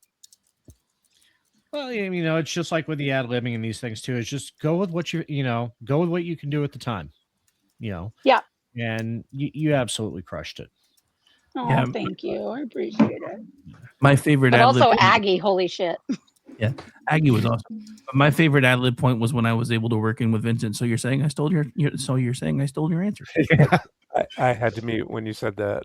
Yeah. There were a few things I had to be like, okay, I can't really mute because I'm afraid the lag is going to be off. And I was like the next line, but there were several times where I had to very quickly stifle myself from laughing out loud because y'all are hilarious. Yeah, my only regret with playing Toto is that there's no real ad lib to it because Dorothy does the translating for Toto. Yes. And Dorothy hits all the emotional beats. So all I can do is try to bark in a tone that you can translate. So there wasn't a lot of I'll be honest, room for me this time, but that's okay because No, Orty, your character arc was great. It had me in tears. I honestly thought that Orty was going to pull a Scooby-Doo type of That's what I type of thought. thing going on because of the way it translated, so that he could like be talking to Dorothy in a way. Yeah, I thought about that, and I also thought about just doing a Brian from Family Guy.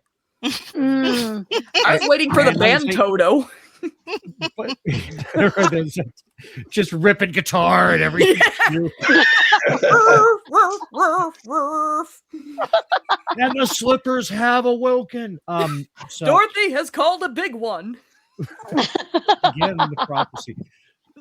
So it's just like, what, I'm okay. I can step back with it, and I didn't want to do anything that was going to step on your beats because I was like, what, how can I make this me? Well, Scottish. Oi. Oi. Oi. The No, first the oi, first time I you lost, did it, I almost choked. I lost my shit. I heard oi. I had to speak right after, and it was like I muted. I had to mute. I seriously, I was Yep. like, oh, respond normal, respond normal, respond normal. Well, I saw Vincent was the first one who was going to encounter an oi, and he's going to lose it because he gets it. So yeah, you were right. Yeah. So, but okay, getting on to the friends of Dorothy in order of appearance. Rick. Yes, present. Owner and general manager of KLRN Studios, who allows us this playground to do such fun things in. This was I think this was your first major role too. Yep, I've usually done bit parts and kind of hung out in the background. So yeah, this was the first time I'd done a major part where I had like more than. I think this was the most lines I've ever had. So it was fun. It was. Fun. Yeah. No, because I compared it against Alice, and spread out. We had more lines in Alice, but in this one, you had to keep in character the whole time. Yeah, I had this whole voice plan for the differences between the two characters, and then halfway through, the character kind of slipped, and I was like, "Damn it! I never can hold the voices when I try. I don't know why, but anyway, it was still fun. It was still fun. Yeah, I was gonna say you have fun. Oh yeah, it was a lot of fun. I had this whole grand plan about how I was going to shorten my singing part because while I had been paying attention to my lines, I kind of glossed over the italics parts. So I did my little quick bit, and then I realized Jeff had the entire set of lines there, and I'm like, crap, I guess I'm. Yes, I did. Well, again, Rick, I mean, everybody seems to have known that you can sing, but me. In fact, everybody seems to know everybody else could sing, but me. I don't get my memos. Again, you were great. Agreed. Yeah, I mean, it's not something I do that often anymore. I mean, honestly, when I was in college, when I was also college and early 20s, I was helping out in a small church, and I also traveled a lot and sang in a lot of churches on my summer breaks and stuff. So it's not something it's not like it's something I haven't done before, but it's not something I've done in about 30 years on a regular basis, though. It's like riding a bike. Yeah, you really couldn't tell. Teeth at the handlebars, and you say, "Fuck this! I'm never doing it again." Yeah, Rick and I were texting before, and he's like, okay, when I do the scarecrow thing, here's what we can do, because I was like, sometimes when there's the overlapping with thing, which I know the Off to See the Wizard was always like lagging and a little bit off, but who cares? Like, that's funny. Like, it's totally fine. But I actually thought it was better because you guys weren't on key, you were staggered. It was just kind of like, yeah, I wanted it to be a train wreck. Wait to be like, yeah, the Wonderful Wizard of Oz. I'd pause and wait to like catch the last one when we didn't. I always tried to like lead it in because it says Dorothy does, and be like, we're off to see, and then it'd be like everybody catches up at different times. But that's the beauty of live recording. Well, what's funny is that you would all pause at the same time to try to catch up to the point where there was like a half a beat of dead air. And then you would all just go back in. Yeah, it is what it is. It was fantastic. Everybody. It was great. It was great. Yeah, it happened so often. I just kind of worked it into my no brain routine. I was like, did I mention that since I don't have a brain, I can't really keep that was great. Yeah, that was really good. Really great. Yeah, that was good. Yeah. That was just so much fun. So Rick, what are your thoughts about the whole experience on this one? Again, having a major role for the first time, and major role and having to sing in front of 2,000 people. I think this is probably the largest audience I've ever sung for. So there's that. Oh, wow. Well, there you go. Yeah, the good thing about spreading out among all our feeds is that very few people know how many people are actually watching at that moment. Unless you know how to go look for it. And I kind of wish I hadn't. There towards the end, I was like, holy crap. Mm-hmm. And you know what? That's kind of payback because my second podcast ever, I was on the air with you, and you said, "Oh, by the way, this is going out terrestrially next week. You'll have about 2.5 million listeners." It was true. This was when we were evaluating you, so I just figured I'd throw you into the deep end and see if you could swim. Oh, Yeah, we did that to you thank too. Oh, he bamboozled you and conned you into a live show. I was going to say ask Jen about that, but she already started spilling the tea. Yeah. Yeah, Come on. it's just you're like, come on. It's just a little podcast. And then we were like the second commercial break. Oh yeah, by the way, this goes out terrestrially. Yeah. We used to be part of a distribution network, and he's like, yeah, this goes out terrestrially. That'll be 2.5. Fuck. no, this is what he does. This is what he does until he sucks us in. He's good at it. Damn it. Yeah. I mean, if that many people are listening, it's like, all right, you just go for it. Because if you hesitate, then you're gonna look like a moron in front of 2 million people. Just go with it. I had already shown my balls, so at that point, It caught you with your pants down. You might as well start dancing. Yeah, exactly. Well, I mean, All it right, wasn't. the next one. What's that, Rick? I was going to say, I'm pretty sure you did that show in a kilt, so it wasn't that hard to see him. Well, no, that was the origination of No Pants Night. Yeah. Yes, the famous Amish kilt wearers. Fucking kilties. Okay, next in order of appearance, you know him, you love him. The Gracie Law to my Margot. Somebody doing dishes back there? Yeah. Somebody moving furniture? Did we lose Vincent? No, I'm here. Okay, all right. That He you're can gonna talk. say He can talk. He can talk. He can talk. I can sing. He can sing. Ooh, help me, Mr. Tin Man. Mr. Tin Man, Mr. Tin Man. And there we go, the Simpsons reference. Yep. Yeah. So, not your first major, but your first singing. I will be. Holy shit! I lost my fucking mind at your vamp. I Awesome. had to make the part my own, and that was the way to make the part my own. So, well, you told me you were doing that, and then you got through the whole first bar, and I'm like, okay, maybe because we're not ad-libbing much tonight. He's playing it. No, there he goes. Mute. That was muted so hard. I was freaking actually hysterical. muted during. Yeah. I had originally planned to do it a bit more racier, but I figured I would go back to the tamer version of it. But that was tame. Yeah, that was tame. I'd like to see notes on the one that got rejected. Right. We'll put that out with the director's cut. Director's cut. There you go.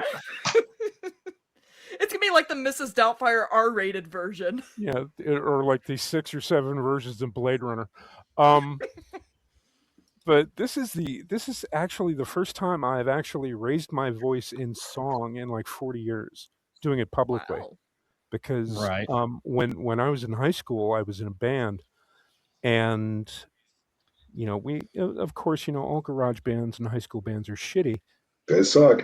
But I also had the luxury of not having to play bass also while I was doing it, and back in those days I had much more of a tenor, but I'm so baritone now because 2 packs a day for 40 years does it to you. But it was just enhances.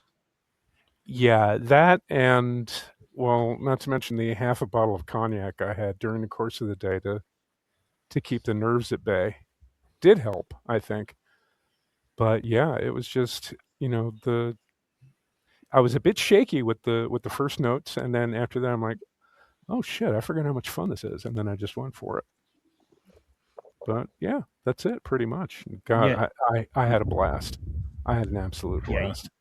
You went for the fences. It was awesome. I mean, it was just, it's just, again, I'm just jaw dropped at all. I mean, every time we do this, every show where I'm just amazed at the talent we have. But then y'all like bring more every time that we do this, and it's just.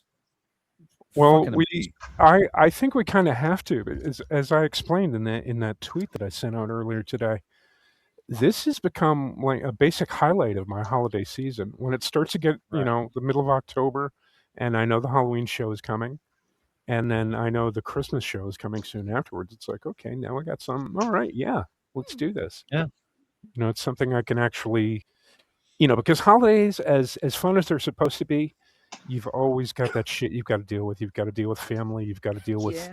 upset plans. You've got to deal with Mhm. sudden gear changes. And, this is just like a constant. So I Yeah. know that I can depend on this one thing that I'm doing on Halloween Eve, or I'm doing a few days before Christmas. And, it gives you that feeling of stability, kind of, if you get what I'm saying, especially, like I said, with holidays being so random and chaotic most times. Well, it's the pause button on all that too, where it's like I have to push all that other shit aside for a night. I mean, yeah, I've thought about how I'm going to play the role or I'm going to do whatever, but for one night, you've got to push all that shit aside and have fun. Oh yeah, absolutely. I mean, it's not the point where you have to grab a script and you have like, it's not like doing Shakespeare where you have 7 weeks of rehearsal and you're going by the book for the first 4 weeks until you learn all your lines, and then after that you can throw the book away and then start working on how you're going to read the character and how you're going to play the character instead of just reading the actual lines. And this, I mean, it's not like you have like a long soliloquy. You're not doing Hamlet. You're doing the Tin Man. And considering that we all drink quite a bit while we do these shows, there's room for improvisation. So you don't have to go the whole method acting thing, which is great. Can you imagine KLRN Hamlet? Yeah, I would love to. Yeah, it's funny. We all do the Ron White play, the whole Ron White play acting version. We're all drinking when we do the shit. Yeah, but Right. I'm too old for Hamlet, but I'd love to do Claudius. I see you as a fellow. Just putting that out there. So wrapping up the Friends of Dorothy, Brett Lahr himself did it better than the original. Shut up. Absolutely. Shut up. Absolutely. No. You killed it. I'm not even playing. You killed it. Dude, He was king of the forest. Yeah, I haven't sung in public in ever. I've never done that. So that was new for me. Thanks. You're welcome. For really ramping up my anxiety and whatnot. So thanks for that. Well, we're here to do that too, Right. Dude, you were perfect. Thank you, dear. You were great too. I laughed very, very hard. Every the whole shit. The first time you dropped the shoe thing, I was just like, oh shit, that's every perfect. Louboutin reference she made. I lost my shit. I know, it was great. Hey, before too much time goes past, and before I get asked a serious question by Joe Amish, shout out to Jeff for all the work that he does for this, because I know literally right after the show was over with, he messaged me and I messaged him about something else for this thing. It was like that night. So he kicked its ass again. He rocked. Absolutely. And Orty, thanks for asking me. And Orty's the one that pokes me with a stick about 3 weeks before these things happen and wakes me up and says, "Hey, you're going to do this, right?" Yeah. I'm sorry. yeah, I'm awake. Yeah, he's good like that, because I also, like, I'll miss messages or sometimes be out for a couple weeks. Like, I won't be super online for a little while I'm dealing with, real life stuff or whatever. And then he'll just like press the button and be like, hey. And I'm like, yes, I'm here. Present. Jen, I don't want you to get a big head or anything. You've already taken like several curtain call bows, but you were great. You were fantastic. And thank you. So was Sam, and so was Aggie, and it was a lot of fun. And no, this cast was so freaking talented, and just the way this came together. I don't know if let's just tell the audience real quick. I don't know who all's still listening, but we did not rehearse. Like, we do not have a dress rehearsal. We do not run through the script together. I didn't read it. I didn't read it until an hour before. Wing it. Yeah, I barely looked at it. Fucking wing it. And even I seriously had like glanced over a few things. I'm like, yeah, I know the script. And so I got home today at 5 Central, and for the next hour and a half, just like read through my stuff, like went over it and warmed my voice up a little bit to be able to sing, a few songs. And but I think it's really important for everybody to know that like we don't do some like multiple weeks of rehearsing together. We don't get on Zooms. We don't get on, streams and like go over our stuff. We just go for it. And I think that's really special. I think it's really cool how it ends up being, so great. And it also allows for some of those missteps that end up being awesome. Like, Well, speaking of missteps, I should say, because there was a dog in this production, the reason that I wasn't on mic and you couldn't get me is because my St. Bernard burst into the room and started barking. And so I'm trying to take my headphones off with one hand to get the dog the hell out the door with the other one, and then get back to, and I was lost. And by the time I turned on the microphone, I heard somebody go, "Moron, you're on." Oh, okay. Sorry. So, Dave, this was your first major too. Yeah, thanks. Thanks for having me. I appreciate you taking a leap of faith. Last time, what was it? It wasn't War of the Worlds. So Day with the Earth Stood Still. I had to clean the KLRN bathrooms that night. So yeah, it's a big step up. Yeah. Speaking of which, you missed a couple spots. We got to talk about that later. I know. Sorry about that. We'll talk about that before you get to do Treasure Island. So, but yeah, no. In case y'all missed the promo when we were fading out too, our spring production is going to be Treasure Island. So super excited at that. Hey, is Aggie still here? I am. Yeah, she's here. Okay. I'm like, we haven't gotten the No, she's lovely. up next. Okay, cool. Yeah, no. Sorry. I'm jumping the gun. I know. I'm sorry, but I'm not a cake eating, Oscar Wilde reading friend of Dorothy. Well, you were the one trying to kill her, so there's that. Exactly. But Dave, next time something like that comes up, just leave the mic open because we would have just ad-libbed and I'd have been like, "Damn, somebody fed Toto something big or something." It was a scene right out of Cujo. You don't want that. Seriously. We'd have figured out a way to ad-lib it. We do it all the time. I'm sure. Yeah, you're St. Bernard wanted to go behind Circle K. Yeah. Speaking of ad-libbing, every part that Orty's given me with these things, I think it's like third or fourth one. I don't remember. But I keep playing these things straight, and you guys keep fucking around. So I think I'm going to open my cage next time. I've told you. I told you from the first go. I know. Swing for the fences. Do what you're going to do. And I'll give you this. I commented on how you invoked Burt Lahr for this one. Yeah. But I also picked up a lot of Dawes Butler. And if you don't know who that was, they did the voice of Snagglepuss in the Hanna-Barbera cartoons. Well, the thing about I was getting a total hybrid of those two. And every time you were talking, I was laughing. Oh, thank you.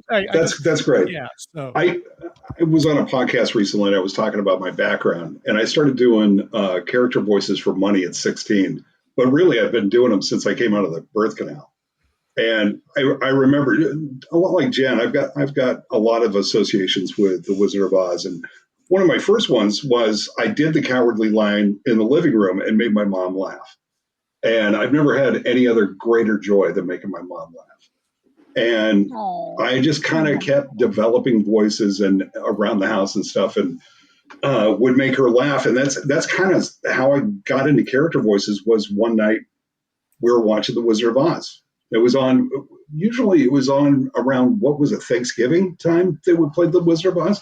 Yeah, it would come on once a year, right, on CBS. Yeah. And I have a very strong association with that. Yeah, Thanksgiving they had played Gone with the Wind.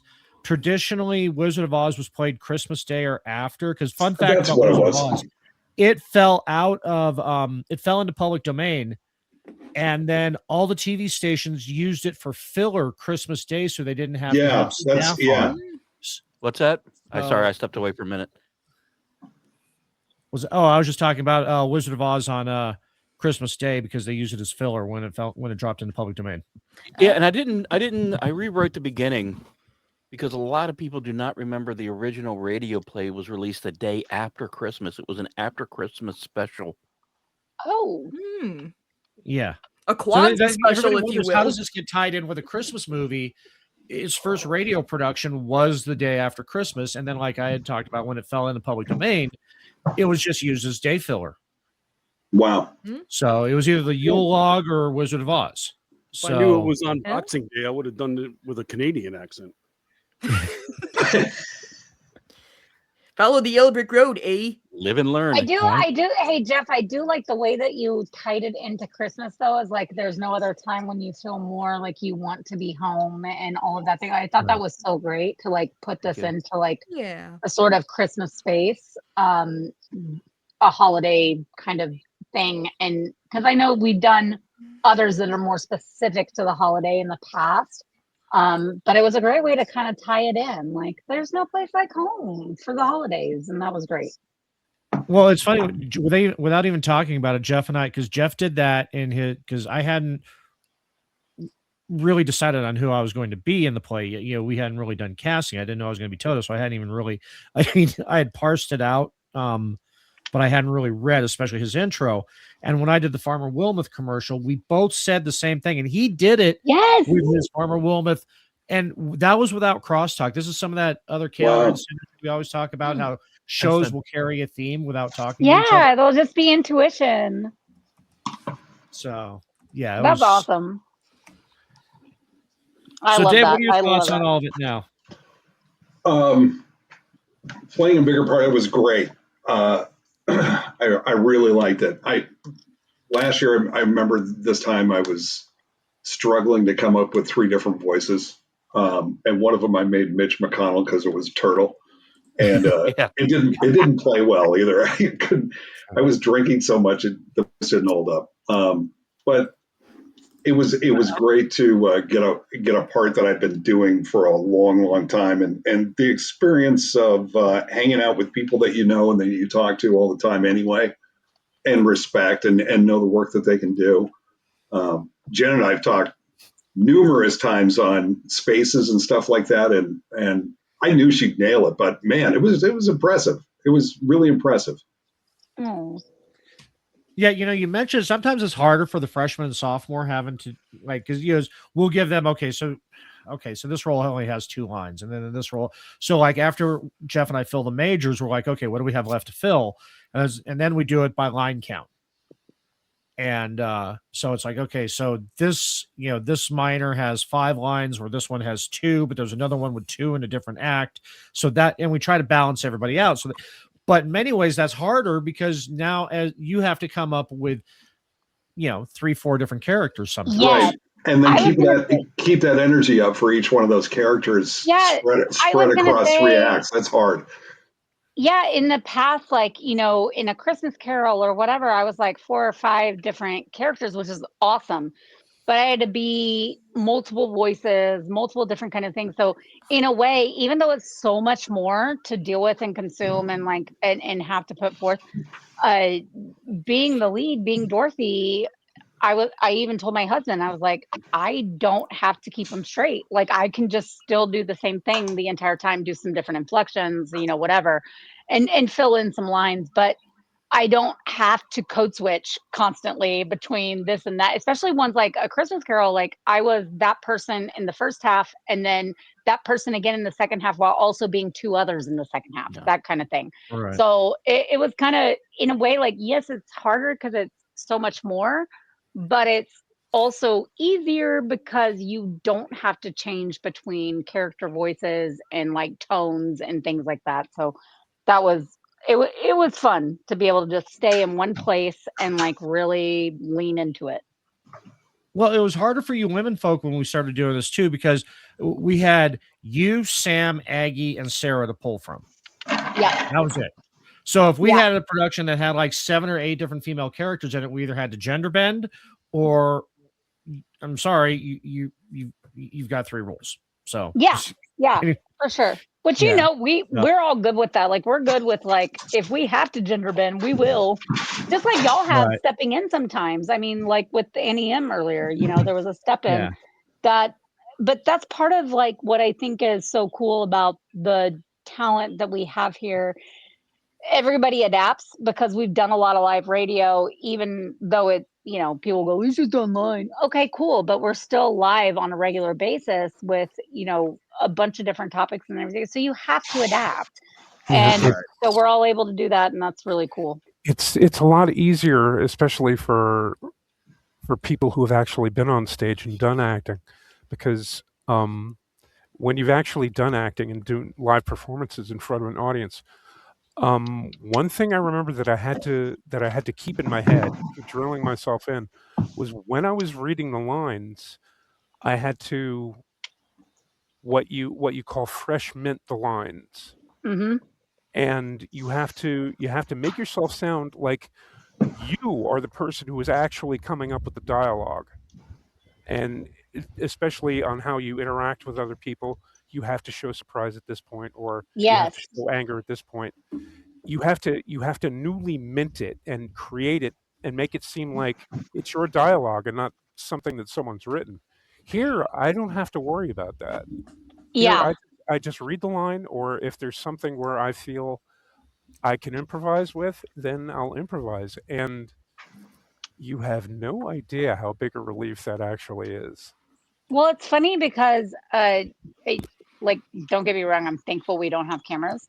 But if we had been on camera, y'all would have seen me. Like, I stand up the entire time. I'm using hand motions. I'm like expressing with my face. I'm like doing the whole thing because at heart, I am a performer. I Exactly. am a I theater was kid. I was doing the same thing. Mm. And when I was singing, it was bothering me a bit because if I had a normal microphone and I wasn't working through a headset, I'd be able to distance myself from the mic and I'd be able Yes. to put the appropriate amount of power into my voice.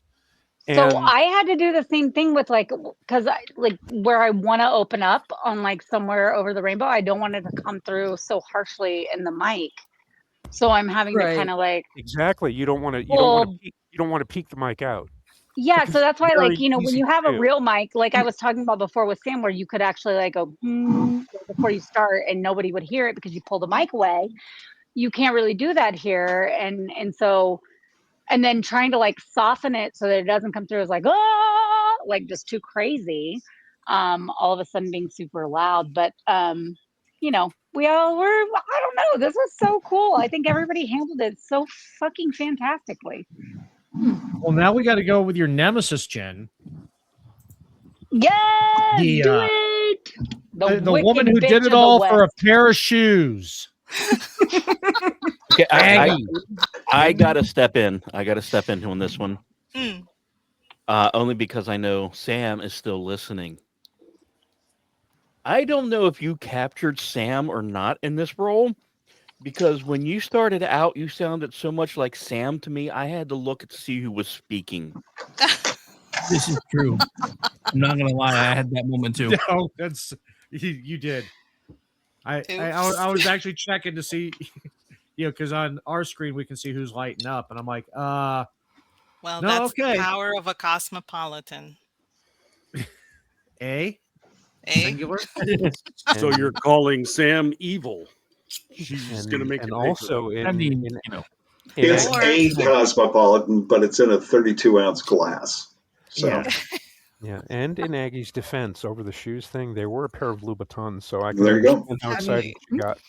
Yes. Yo, I'm not even joking. I own a pair of red Louboutins, and I almost posted a picture. I might post it tomorrow in order to like Do it. show Do it. again. Do it. Absolutely do it.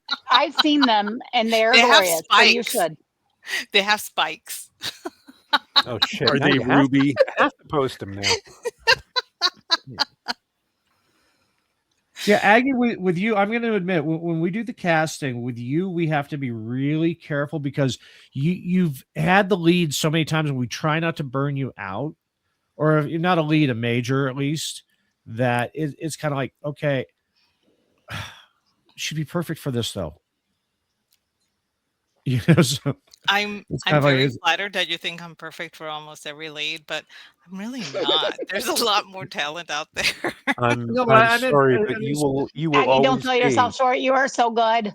you will always be Mrs. Cratchit. Always. Yes, I will be. Okay, but tonight you had that cackle down pat.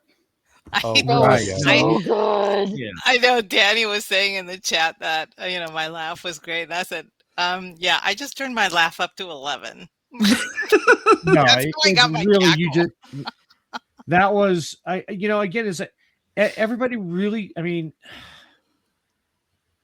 it was like watching the damn movie almost. I mean, aside without the ad libbing and everything else that we do to have fun, and but it was the voices were just so on point, and you crushed it too. You just absolutely nailed it. I was teasing because I was actually talking to Jeff early this afternoon, trying to get he had made the suggestion that I do a German quip, and that's where I put Right. I'll get you my pretty. Everybody knows that quip, so that's where I put it, so everybody would know what I was saying. And we were talking about that. I told him I had been singing the damn soundtrack all freaking day, all day, and I practiced the Munchkin song, and all that stuff. And I sent him a video of me singing, and I said I did this just for fun, and it's just like little thumbs up. Mhm. I said I know it's like in my head, and this evening, right? I'm not kidding. Right before I came in here to get into the podcast and get in, backstage and everything, my husband actually is actually playing a video game. I think it's Diablo. I'm not even sure what he's playing because I don't play video games, but I'm pretty sure it's Diablo. And he says Sanctify. And damned if that stupid song started playing in my head. And I'm like, I can't be singing Sanctify right now. I need to get ready for Wizard of Oz. So I came back in here and I pulled up the soundtrack to Wizard of Oz and I played it until that song came out of my head. That's how bad it was. Oh man. So when Jen started singing it, I had to mute my mic because I wanted to sing it too. And I was like, "You're the Wicked Witch. You're not supposed to be singing this over the rainbow crap." Not with Dorothy. Definitely not with Dorothy.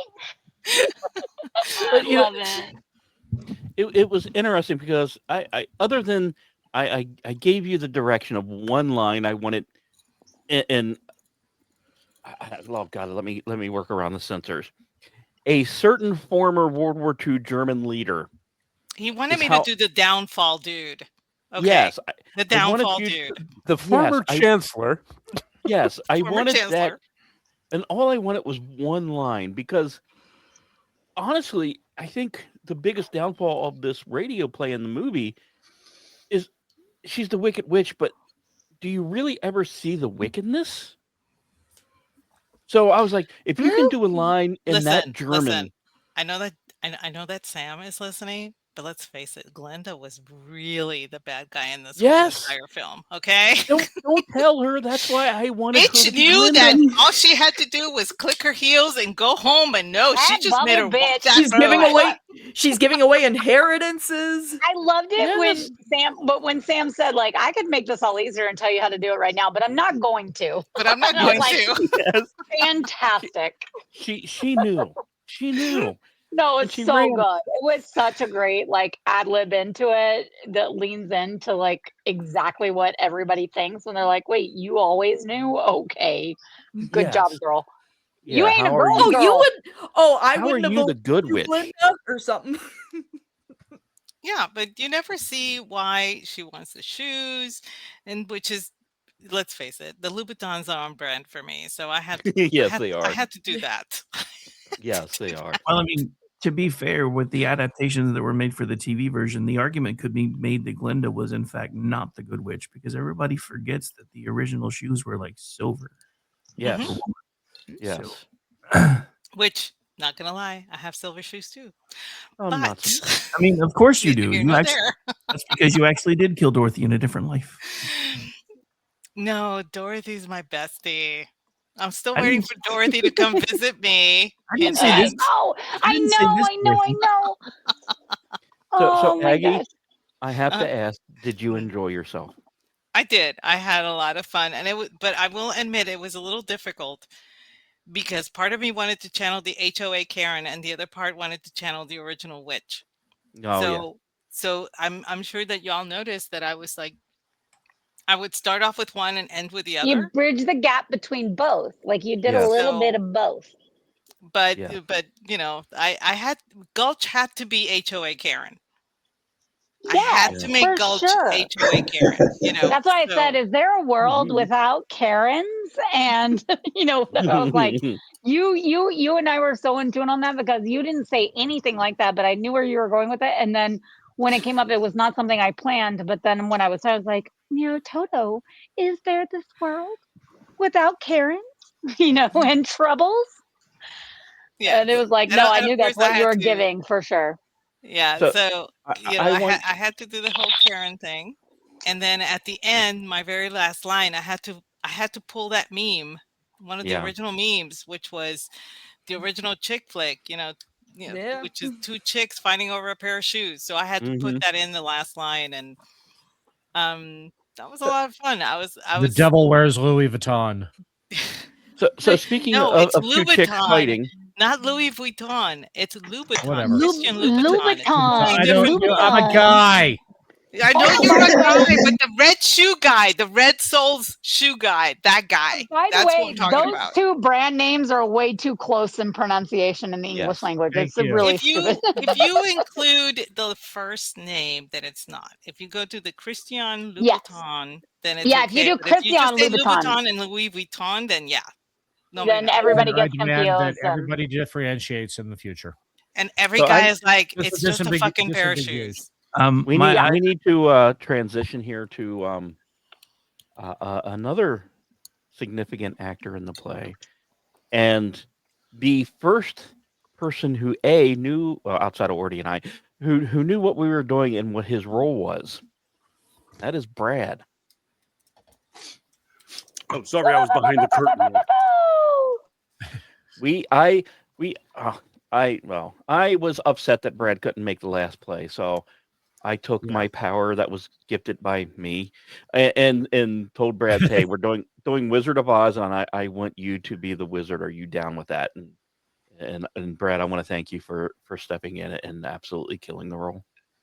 Well, let me tell you how that went too. He told me, Brad is the wizard. Figure the rest out. That was after my people arranged for the fact that I would get star billing, so it would have to be the wizard and not Dorothy of Oz. And then I agreed to the role after that. We were going to call you the Wiz, but then you would have had this whole, get on down the road thing going on. would it be like a racial identity crisis? And I was love that afraid. movie. I was afraid for legal reasons to We could have have the racial Wiz in dolls all Bubbles. that. I'm just saying we could have racial dolls all that with him. It's all in how Yeah, you but then I'd get all identify. that nonsense about appropriating culture, and who needs all that crap? Y'all are blackface in the Wiz. Yeah, so yeah. My culture is not your Christmas pageant. Actually, well, this one time it actually was. So, with the Wiz, Brad. How'd you dig it, man? I was gonna say because you're no stranger to a large, so there's no. How'd you do? What'd you think? It was just. Well, I think what'd you think of it? For preparation, since I had such a megalomaniacal character, I just watched Trump speeches for the better part of the week and fit right in. So no problem. I mean, you already have to do that for work anyway. So yeah, pretty much. So this way I get a tax write-off, and it worked out fine. No, I just basically just had to sink my teeth into it. It was pretty much he runs the show, and you just had to act like it. That's all. Enjoyed it.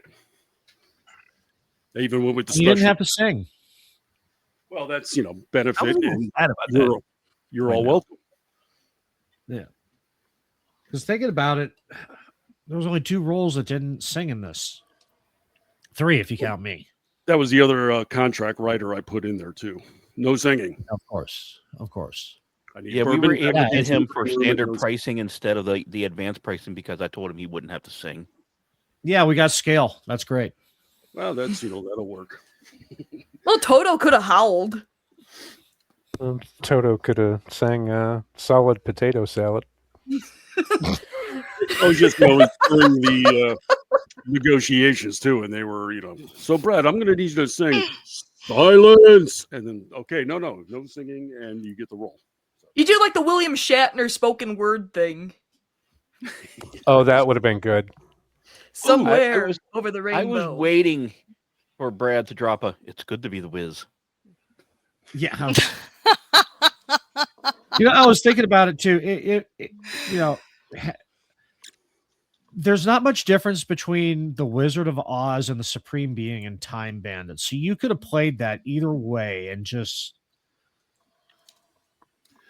Yeah, there's I know like a bunch of different ways. Like I didn't want to go like too off character though either, because he is the omnipotent one. But I kind of I missed that shot at the William Shatner. He's Q. He's omnipotent. John Delancey as the wizard. These people That would be perfect. could goad as we are all walking down the yellow road. Yeah. So we got to get we got before we turn this into a free fall. We got to get to our freshman / they're second semester freshmen, and in order of appearance, BZ. Man, you are just a man of many voices.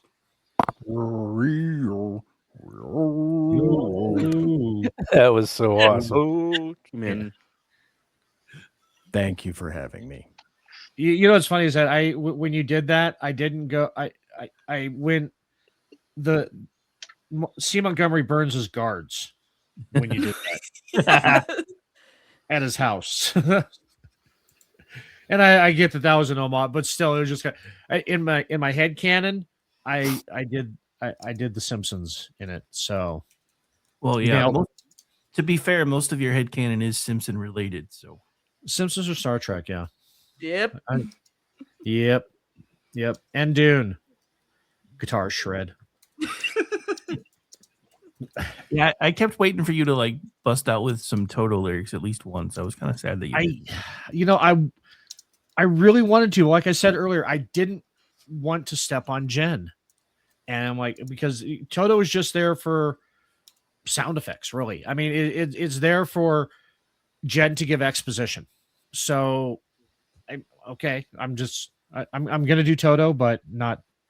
That would be boring. Rough. Yeah. Yes. So, but BZ, you still digging them? You having fun here? Good time for all. And again, I appreciate being invited. You say that now. Wait till the next play. Okay, I'm in. Yeah, Jeff and I have been talking about it backstage. You and Janelle both were like, you know what? They get to move into bigger roles. They both do. You're great. You're both great. So. Oh, thanks. Oh, thanks. And it's not saying. Sometimes people just have that charisma, that gravitas that you're like, okay, you know what? A, I can trust them to have fun, and B, yeah, they can definitely bring the goods with everyone else. It's so awesome that you two have joined us, and I know he's going to get to Janelle here in a second, but it is such a blessing to see. Like, I know, no offense to Dave, I didn't know who Dave was the first time we brought him in, and after that first play, I'm like, oh crap, okay, we got more talent, and I've had the same impression with the both of you that, oh my God, we have some talent here. Let's utilize it. So thank you both for agreeing to do this and just having fun with it. Jeff, thank you. Yeah, thanks. And now I want Oreos. He wants Oreos? Yeah. Oh, That's gonna be your blue I M&M. already separated the green M&Ms. Now you want Oreo? Okay, fine. Yeah. Fine. Yeah, we got to do the green M&Ms for Foo, and you just Jesus. At least Brad, while being the talent, doesn't have many riders in his contract. Yeah, he's terrible. That guy. He has them. They're just in really fine print. So Well, you know what? But you know what the thing is about Brad is he has the good hair. So, That's that's it. all you I need just to know about him. He is the Brad with the good hair. I just need some brown liquor and hair product in the green room, and I'm good to go.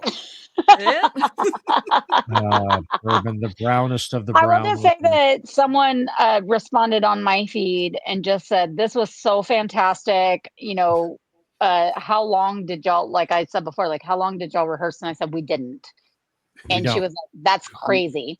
And I was like, yeah, I was like, I am so beyond thrilled, like with how this all worked out. And it just goes to show that, like, you know, live radio is always kind of hard, but live radioing something, a production like this, I don't think people understand how, you know, kind of you just have to go with the flow and adapt. And I know we're all used to that a little bit, like we said before on live radio, but it's totally different when you're doing a production like this. And everybody really stepped up to the plate once again. I mean, it's no surprise. This is what the Players have been doing for a couple years now. Like it's fantastic. And I could not be more proud of this production. I've performed in a lot of different things in a lot of different ways, professionally, regional, otherwise. And this is still one of my favorites that I ever have done.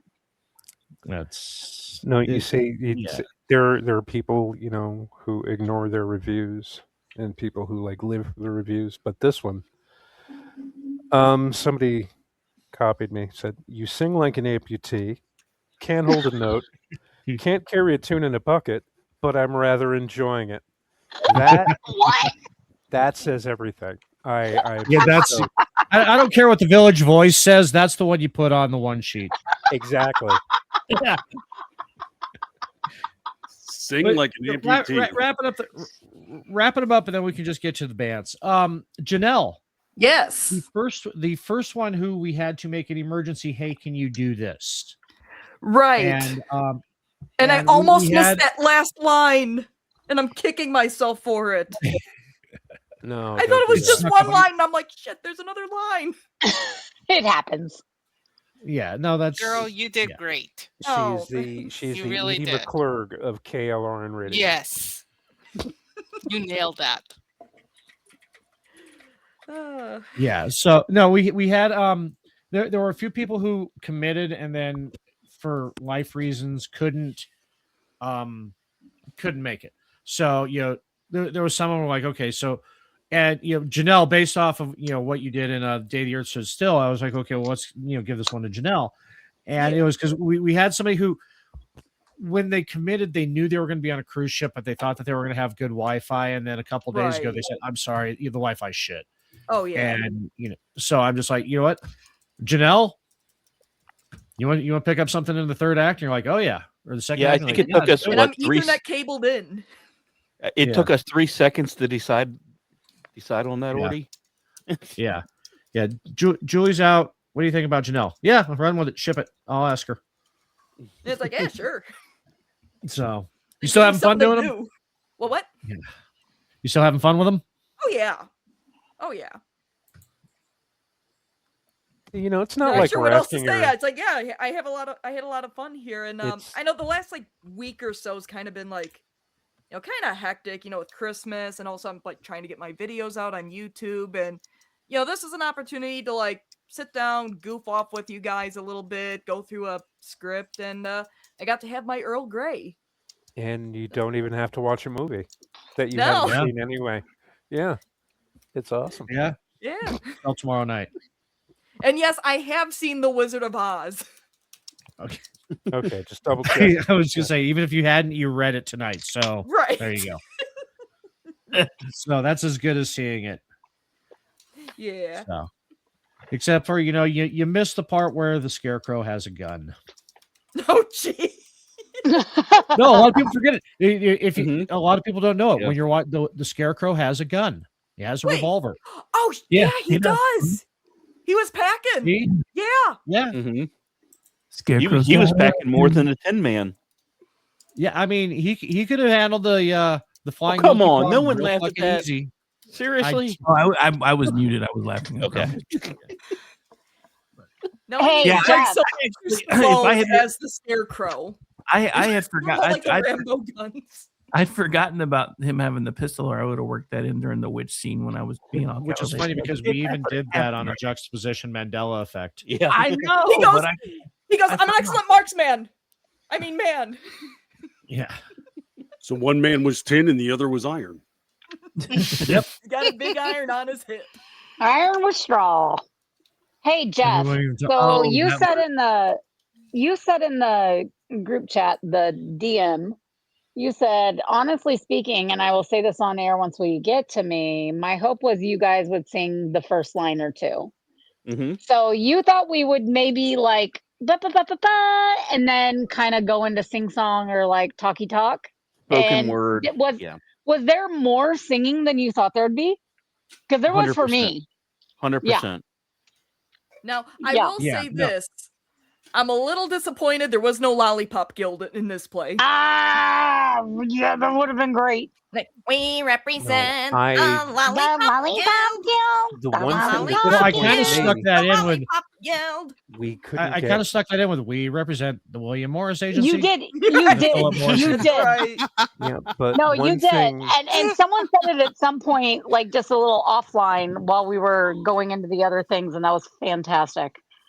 But yeah, no, I thought, like, I was shocked at how many people truly sang.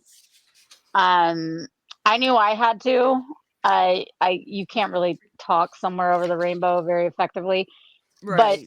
But and I was down for it. But I was really shocked how many, because like I think there could have been a lot of getting away with like not doing that, and everybody stepped up to the fucking plate, and that was so incredible. I'm immensely proud. I mean, Jen, you could have pulled off Over the Rainbow and spoken. You could have just started doing the hipster snap thing. Yeah, I was like, we're doing poetry. Well, Jen, you mentioned how in live performances, you kind of like step away from the microphone a little bit and like, hum like the right note.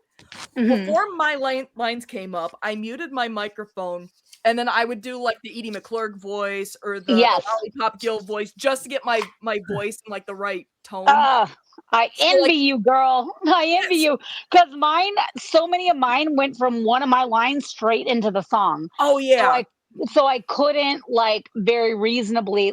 I probably could have for a half second, but I couldn't very reasonably do that. And so, which is different than a lot of times when you're like, but however, if you're mic'd up where it's like attached to you, you can't do that either. Oh, but yeah. you usually have a tracker or an orchestra. So Right. you get that, you get that note tone ready to go. So doing it a cappella, I mean, I seriously, for the last hour before the show, even while everybody was in the room and I was just muted, I was just constantly going, somewhere, somewhere, somewhere, like over and over again. So it would be just so ingrained that when I got there, oh my gosh, my cat, you know what's funny? She ended up when I was doing it live, she sat behind my computer and just chilled. And I was like, bitch, you were running up my leg when I was rehearsing. Right. I mean, she was like, Well, that's every right. time I get to the last part, like I'd get to where I'd be like, and da da da da da da da da da da, and she'd start climbing up my leg and being like, meow, meow, meow. She's like, what's wrong, "You Mom? done yet? What's You done yet, wrong? Ma?" It was like, Well, you it told was us- funny. Go ahead. You told us that before the show. So when you first broke into Somewhere Over the Rainbow, I was going meow in the background. I know, I heard you. It was amazing. And I tried to I was like, stay in character, stay focused, stay good on this. Because you went, meow. And I was like, fuck you, Artie. Artie can do a dog and a cat. That's some true range right there. I He wanna does mention- an oi and a meow. Oi! But yeah, I want to mention So- I'm using a Blue Yeti microphone because they say like, oh, if you're a YouTuber, get a Blue Yeti. So there's a mute button on here, so like my lines will be coming up. It's like, all right, mute up, and I'm going like, I'm Marge Sweetwater, Mr. Thornton Mellon's private secretary. Oh, I'm taking notes for Mr. Mellon, and that's how I was like kind of getting my throat in the right position. And then I saw that line that sneaked up on me, and I'm like, crap, throw something out there. Ship it. So before the last but not least, before we just cut loose and everybody just decompresses. Foot loose, cut loose. Yeah. Jeff, you drinking yet? I'm on my fourth. It's complicated being a wizard. Let's go. The wizard is never Attaboy. drunk, My friend. nor is he sober. And yes, I totally picked the beer tonight because of the play. It is a 9% IPA. I am feeling Can I good right now. say, can I Number just nine. myself real quick say Jeff, Orty, y'all, what y'all put together, so fucking fantastic. I so appreciate you, like, your ability to, like, get all of this together, to cast so amazingly, and, put together the off stuff, like the sound effects, I know, Jeff, a lot of that's you, and Orty, you helped with all of the things. Like, this was just, I think this may be the best production we've had yet, and that is absolutely attributed to the both of you and your commitment to this, and constant. Like, we get the script, we get the cast listing, and we just go from there. But like, the amount of work y'all put into this is incredible, and we're so appreciative of everything that you do to make this happen, and I just want to give y'all the props you deserve. Thing. Jeff does the heavy lifting with, I mean, it's like we were talking about it a week ago. I said, look, man, I just heard the cats, and that's because I'm the one who like goes to all you guys and just say, okay, you're doing this, you're doing that. Then when we have somebody drop out or whatever, it's like, okay, just start Tetrising you around or whatever, and then I just update Jeff with like they're in there, and then we'll sit down and most of us, I mean, when we're casting it, once we've read over the script and everything, we have, I would say, Jeff, you can correct me on this, 80% of it cast out just when we're reading the line going, oh yeah, that's a Jen. Yeah. Or that's a Sarah. Or that's an Aggie. That's that's a Brad. Yeah. And if you want the absolute truth, the last 3 plays, I can't think of an instance, because we'll often give 2 names. Yeah. I can't think of an instance where we have ever not said the same 2. Oh yeah, for like a lead role or something. Well, yeah, I mean, but even with minors too, because it's like just reading the minor is yeah. Well, y'all are thinking of the same people because y'all are like-minded in this, and y'all have a really good like, I just feel like y'all have been so good at, and let's also give props to Mickey for starting this in the first place and like passing the torch over. And I'm glad that he enjoyed it and that he thought it was, like, I don't know if y'all are, everybody that's in the KLRN, players chat, he was absolutely complimentary of it all. And he really started this in the first place, and props due for that. And I'm glad we're carrying on the legacy and that y'all are stepping up to the plate and making it, I mean, better than I ever thought it could be. I know Aggie has picked up on this, but after I go, KLRN presents Hollywood, I play what I call the KLRN Players theme, and it is 100% based on what he used to play for He Said, She Said. Yes. Oh, I love that. So I make sure the KLRN Players theme is 100% a tribute for what Mickey has done and created, and I'm happy to carry the torch.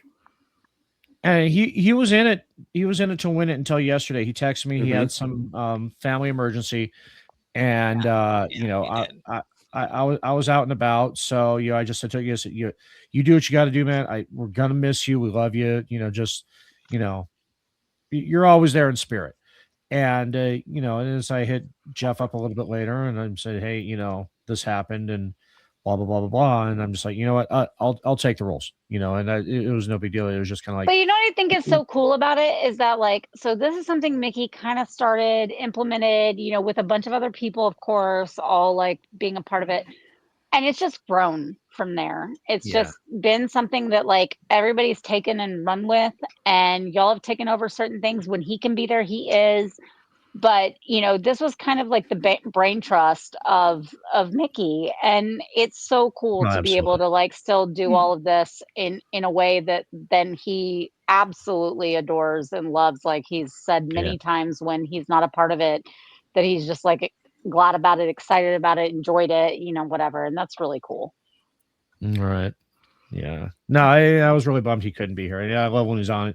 It's like even going back to Alice when he played the Cheshire Cat and the just. Oh my gosh, yes. And the caterpillar, and it just, I mean, or it's like everything we do. everything I we was gonna do say, when we're just reading going back script, to we like look at it. World of Wars and all that shit. Like it was Yeah. just fucking just great. Always Yeah, great. and War of the Worlds? yeah. Okay. World Oh War. I yeah, was we like, did War. what? Yeah, we did War of the Worlds. What was that? Like 23? Was that like Yeah, that was the fall of first one we did. 23? Yeah, No, fall of that was 23. 2021. 21. Oh, 2021. 2021. Yeah. Holy shit. Yes. Even Yeah. farther Oh back. wow. Okay. Yeah, Jeff no, had because to that was voice mid that COVID. alien stuff on us. That was during And, COVID. you know, that was when I missed it because I was, losing my shit. yeah, your shit going on. No, that was And that so was, no, and but I mean, that actually was, I even like I witnessed a truck hit a scooter, a kid on a scooter. And Oh. it was like an hour before showtime. And I like came into the group chat and I was like, hey guys, like this was some weird shit I just saw happen. And I have to like talk to the parents and like whatever. Cause it was like a teen driver and then a teen on a scooter. And neither one of, well, the kid on the scooter was actually at fault, not the driver. And the driver was, but I know how people look at that. They're like, oh, kid in a truck, like he obviously was driving recklessly. And it was like, no, I pulled up to the intersection of a suburban area, so it wasn't like a main intersection, but I pulled up and this kid was on his scooter and he just cut across the road, and the truck was driving down at the appropriate speed and tried to swerve and miss him, but that kid swerved into him and it flipped him off his scooter and it was a whole thing. And so I came into the group chat and I was like, oh my gosh, this just happened, blah, blah. And I remember Mickey was so gracious. He was like, Jen, if you need to like take a minute, if you don't want to be a part of this tonight, I was like, no, I actually need to be. I think this is good. Like, I'm going to calm down for a little bit and like, Right. do this and whatever. And he was so awesome about it. And then that production was so much fun and so good. And it was exactly what I needed in the Right. aftermath of what was a little bit of like, it wasn't a trauma per se, but it was, You shook up, yeah. It was shaking, like it shook me up a little bit. Yeah. And I think then I got off the production and then I had a voicemail because I gave them both my numbers. I was like, tell your parents, this is my number, like call them, like tell them to call me. And I got off the production and one of the parent of the truck driver called me and said, hey, I just want to get your perspective on the story. And I said, well, here's what happened, what I witnessed. And I told him, he goes, okay, that's exactly what my son said. I said, your son's not lying. That's exactly what happened. And if they give you any trouble, like you definitely let me know. But I don't think they will because I also talked to the kids' parents and they seem to be very like amenable to like this was just an accident. Like it just wasn't, Right. And it all ended up good. And Nikki messaged me like an hour and a half after the show was over. He messaged me and said, hey, did you ever hear anything about that? Are you okay? Is everything good? And I just so appreciated that. He's just that person. He's just that guy. no. Right. And Yeah, and it was so absolutely. cool. Like Yeah. he gave me an out, and then even beyond that, when I was like, no, I'm still going to be a part of it, and then we did all the thing. Then he checked in on me later and said, hey, did you ever hear anything? Are you good? Is everything okay? And that's just so cool. He's the best. Anyways, that's my point. He's the best. We got to get to him though because we got to talk to Jeff. I mean, he put this Yes, Jeff. he puts it Yep. all together, and he Oh, yeah. he carries so much weight going into this, so much anxiety and so much fun. I mean, he's having fun because he's sending me shit all the from the minute we do it. Here's the music, here's this, here's that. We're doing this. Here's some graphics, and it's just he's so into it, and it's just so great having him on board. Jeff, how you feeling, buddy? Angry. I Yeah. didn't do it. No, you didn't. You didn't. I have probably spent the last month 3 hours a night working on this. Yeah. Only, and I know the listener. They didn't miss a beat. They're not going to real. This is completely, behind the scenes baseball here. I use StreamYard to stream, and everything froze. Oh. I couldn't play sound effects. I couldn't play music. But it There only were- missed a few. It wasn't that many Yeah. before the end of the first act. Well, there were 41 pieces of sound effects and 14 original songs, not counting intros, outros, first and second intermission. And Yeah. halfway through Act One, it froze, so I could still hit some of the sound effects. So right as before I went to the first intermission, I had to switch. I was like, hey, maybe if I switch scenes, maybe it will reset. It didn't. Oh, yeah. but it did shift on me. So what I was able to do is, because the first act had 13 sound effects, so I was able to hurry up and delete those, and I was able to see the next 4 sound effects. Yeah, So I I'd was gonna play say, like, I think you only missed like 4 or 5. Like, it wasn't that many. It wasn't that miss. crazy overall. I was counting. It was 7. Yeah. Okay, so that, but still, But yeah, 5 so versus 7 isn't it's 28. not bad. I missed a lot of sound effects, but let's face it, or not sound effects, music effects. One of them I That's pounded on my desk. I went bump, bump, yeah. bump, like trying I to was do a the music little effects were tempted. minor. I was a But little tempted to take my mic off mute and try to do sound effects, but I didn't. But yeah, Well, you know, it's so funny. I was able to see the 4. So once I was able to get back into that screen, because I couldn't even see the music, the 2 commercials and the first song for the first intermission at one point. I was struggling to figure out how to play the first intermission music. So once I got everything that situated, I saw the first 4 sound effects. So I was able to play one, delete it, and it would just go cycle through to the next one and next one and next one. So I was able to find a solution, but man, But I you did was the right thing though, panicking. in that, like, at the end of that first act, you just said, "Hey, bear with me, blah blah blah blah blah." Like that's what you should do, because it explains things, and also, alerts that, like, okay, like, I'm getting it back around, so it might take a little bit longer, but it's okay. Right. Yeah. I mean, That and was also fine. in our tradition, I mean, one live radio, we always joke about, fucking live The radio show coming right at you. must Fuck it, go I'm going to do it live. on. But also, that's again, talking about Mickey and the first time when we did War of the Worlds. If you remember, the audience could hear the sound effects. We couldn't. So we just started doing the sound effects. Yeah. Right.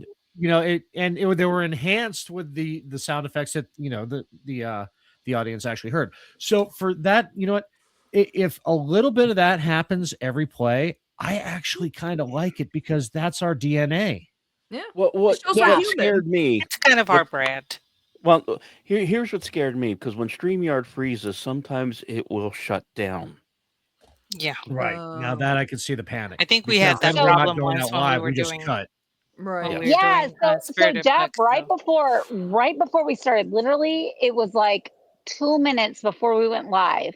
I had already connected my X stream, Yeah. and then right before we went live, literally 2 minutes before, it was like, re-enter your password, and do you want to connect? And I was like, are you fucking kidding me? I've been And I connected for know the last 45 minutes. And Andrew and especially Lou had serious problems connecting with StreamYard, and I hate that for them. Although, please it's forgive just me for shit. I mean, saying it's just this. what Well, it does. made it easier for me, because True. behind the scenes, the hardest part of this play is what Ordy and I have to do. 4 hours before the play is Once figuring. everybody's committed, I mean, We you had can to figure explain. out who to Basically, take once out. everybody's committed and we've got it all set up, we're like, okay, when do we move people in and out? Yeah, because we're only allowed 10 on the screen at a time, and we're usually dealing with 12 to 14 actors. So we have to find out, okay, who doesn't have a part, who doesn't have this, who doesn't have this. Okay, this person's confirmed, and it's the hardest part, because not only are we under a time crunch, it's the hardest part to figure out. Even though I did a massive Excel spreadsheet, so I mapped out every page and who had a speaking line in it. Until we know exactly who's playing who at the last minute, we can't do anything. So it's very hard on this side to get that organized, and I know, was it 5 o'clock Eastern time? I'm sending, or I said, "Hey, Orty, Act 2, we don't have to swap anyone." Yes, and, Yeah. and it's those little but it's that stress that also makes it fun. And as the producer, director, whatever you want to call me, I am so All of incredibly the above. amazed. I was scared when I said I wanted to do this play, not because I thought it's not a Christmas play. I knew I was correct in that. I just wasn't sure how much people were going to sing. Hey, Now, Jeff. yes, I don't mean to cut you off, but before I forget, you have access to my Restream account, don't you? no. We need to fix that, because what you could do from now on is we could use my Restream as an overflow room, and then anytime you've got anybody that's in the back room, all you got to do is hit one mute button, and then all of them can talk. Well, the problem is there is a 3-second delay there. I tested it out with my own Restream. That's the biggest problem. It's doable, absolutely doable. So if we get a complicated play like this one, only required 3 moves, but there Hey, are guys. a couple plays that require more. I love you all, but this witch is melting. I gotta run. Oh, damn it. I love you, Aggie. Well, I Good wasn't to see saying you, anything Aggie. anyway. I was like, oh my god, oh my god. You were I the gotta say, best Wicked Witch and Miss Gulch that I could ever hope for. And you will forever be my Wicked Bitch of the West. wicked bitch. Y'all have no idea how hard it was not to bust out laughing when y'all called me a bitch. I was like, Dude. I was typecast, but I was typecast well. I'm just But wait, not isn't gonna- she I'm used just to gonna do? say I'm not gonna lie. I almost did the Scarecrow in Cartman voice just so I could pull out "She's the biggest bitch in the whole wide world," but I didn't do it. I almost. Aggie, thank Aggie, you you so were much. I brilliant. love You're you. amazing. Yes. I love this Everybody once did again. a great job, but I gotta give a special shout out to Dave because he really is an Oh God, underappreciated Dave is voice so great. character. I mean, he really is. So, He anyway, is so great. buenas noches, good night, guten Abend. Vaya Night. Cambuenos. Aus. Adios, senora. So Yeah. long, farewell, Avita, say Avita, say goodnight. bye. The witch is melting. I gotta go sleep get my well. Louboutins. Louis Vuitton. Oh my God, Louis shoes. Shoes. Louboutin. Loubies. I Loubies. do You know, have guys, to eyes glaze say, over when you start correcting the grammar on the shoes, just so you know. Okay, can I leave now? Yes, never. we No, love you. can't stay. Never. Gotta stay. Can't Night, leave. night. Never. You Good can't night, go. You All the y'all. check out plans are anytime gone. you want, but you can never leave. Oh wow, I no! hate Don't make that this song Hotel so California. much. I can't take that. I can't. I take hate that. that song so much. But by Tried the to write a way, stupid Orty, in paper case on you missed it, the Eagles never toured with Kansas. That's why.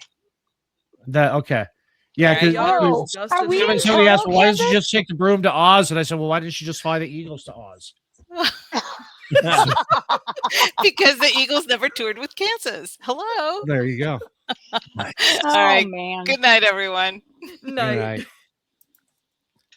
Going back to what I was about to say though, in regards to the plays, this was the easiest one, but the thing I didn't like about this one, as far as like, when to pull people in and out, because through the whole thing, there were 5 constants that were left in. Jen, Yes. Rick, Dave, Vincent, and me. Yeah.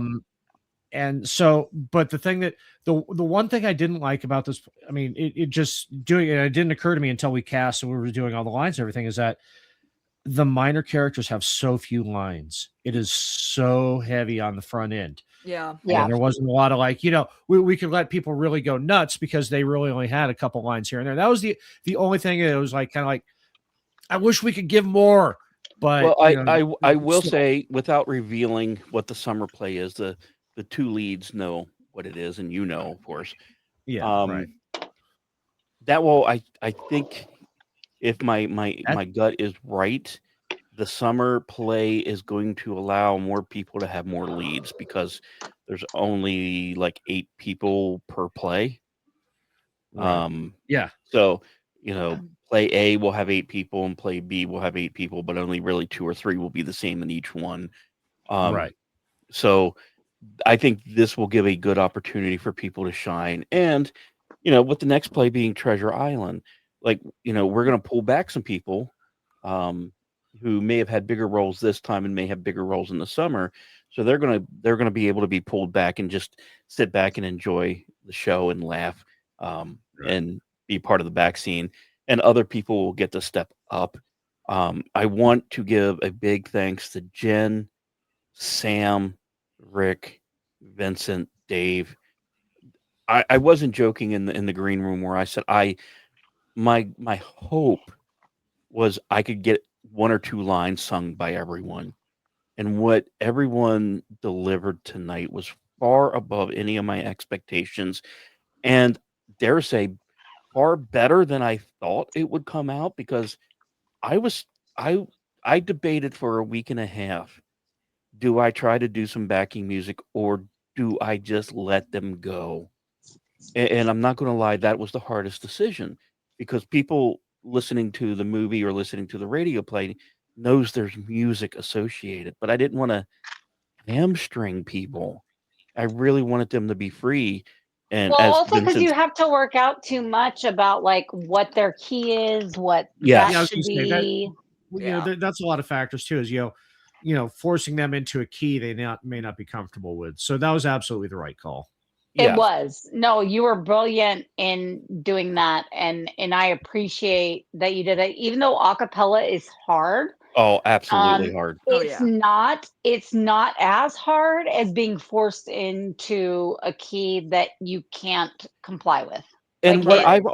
always thought of with acapella when I sing, I can be out of tune, but I'm not out of tune with something else, so it will be less noticeable to novice listeners. yes, Right. yes, yeah. So So like when I was first like rehearsing this, which admittedly I didn't really do until today, I was like, okay, I have to really get it in my head, like somewhere over somewhere, and I just yeah, had to do it over and over and over and over again, so my brain would remember to be in that key and yes, not be in Right. somewhere over the rain, which then I'm gonna get into a too high, yes, register yes, Oh that I yeah. don't need to be in by the end of the song. Even though I can do yeah. it the first few lines of the song, the end of the song is much higher than the beginning of the song. Right. And I really appreciate you like being like, nope, unrestricted, figure it out the fuck yourself. Like that And, that really is good. and It, my thinking is, I know you can sing. I know Sam could sing. Sorry, Orty. Well, I I was gonna actually say did that know when that. a few people were like, oh, I didn't know, and I was like, Jeff knew. Jeff Yeah. knew. And I knew Rick could sing. I knew Yes. Vincent could sing. And Dave is so amazing at voices that if he couldn't sing, I would have He lost could my sing house. but he could oh have yeah. sing-songed it all the damn day long. Yes. Yeah. Right. So I knew I didn't tell Orty this because I wanted to trust Orty's instinct on the casting outside of me mandating Brad was Oz. Um, Which was definitely the right call. so I'm sitting there going, I know Orty's gut. He's going to pick these three. I did talk to Dave early, right after the last play, going, "Hey, can you sing?"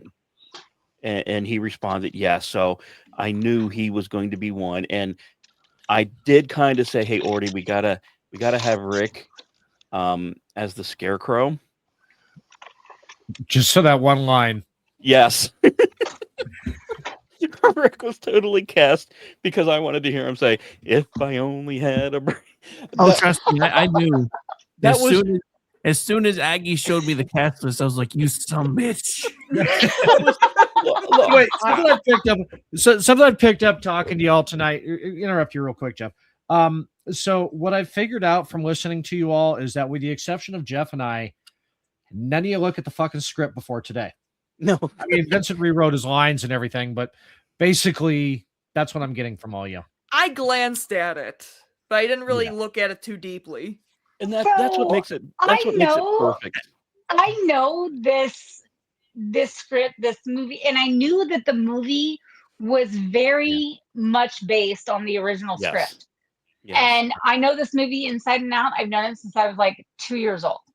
And like I Well, said before, it is one of my first memories is dancing around in the living room being Dorothy. And closely after that was Annie, and closely after that was Lori in Oklahoma. I mean, all the musicals. And so this is so near and dear to me. And I absolutely have seen this movie. I was obsessed with Judy. I've seen it. I mean, I don't even know if it's like, I don't think it's wrong to say that it's maybe 1,000 times. Like, it's crazy how often I've seen at least portions of this movie. So there was so much of this that when I was reading through the script, I'm like, I know these lines. I can recite this by heart. Like, this is not. You know what? Tonight's What I play was was getting to- 100% Vincent's fault. Yeah. Because he has been dying to do a musical of some sort. Right. Well, I've said this before too, and so has Rick. It's like we do have people that can do this. If we want to do a little bit of a musical, we can do a KLRN musical. Now that we've done it, I want to do another one. I'm not even lying. Yes, And, let's here's the thing. go. What I was getting Next to year, is none of meet y'all me in looked at the St. script. Louis. Meet me in St. Louis. I don't know if What I anybody was getting knows to is that, but it's a none of musical and it is slightly Christmas because the first time that Have Yourself a Merry Little Christmas was ever in that, known was Yeah. because of Meet Me in St. Louis, which a lot of people don't know. I was But thinking we there's won't White sing. Christmas. Well, that'd be amazing too, but that's still so heavily copyrighted. Yeah. Oh, yeah, I Orty, imagine. Orty, Yeah. what were you going to say? Well, I was going to say is, one of the things I'm not even mad about that because, again, going to our DNA with this whole thing, the original concept when Mickey came to Vincent and I and a couple others, we started talking about doing War of the Worlds, it was the Rat Pack in Vegas, drunk and bored, reading a script for fun. So the fact that nobody picks up the script before today, I'm totally cool with. Perfect. Yeah, no, and that that's part of the genetics. Like, Well, and I think I don't want y'all to think that that's because we don't appreciate the hard work y'all done on it leading up to this. I would be However, honestly, Jen, I'd be more pissed off if you all spent 2 weeks practicing. I do think that like there may be a time where there's a script that lends to a little bit more like rehearsal. However, I will do say, think go ahead. next script Yeah, I was is going to one say, that's going to Let's do require. that. I'll have Yeah, to put yeah. some work into And that. that's fine. The biggest problem was too. And because it's just one is so fucking confusing and surreal. Yes, but also like with Aggie and I, you think Alice is the lead in that.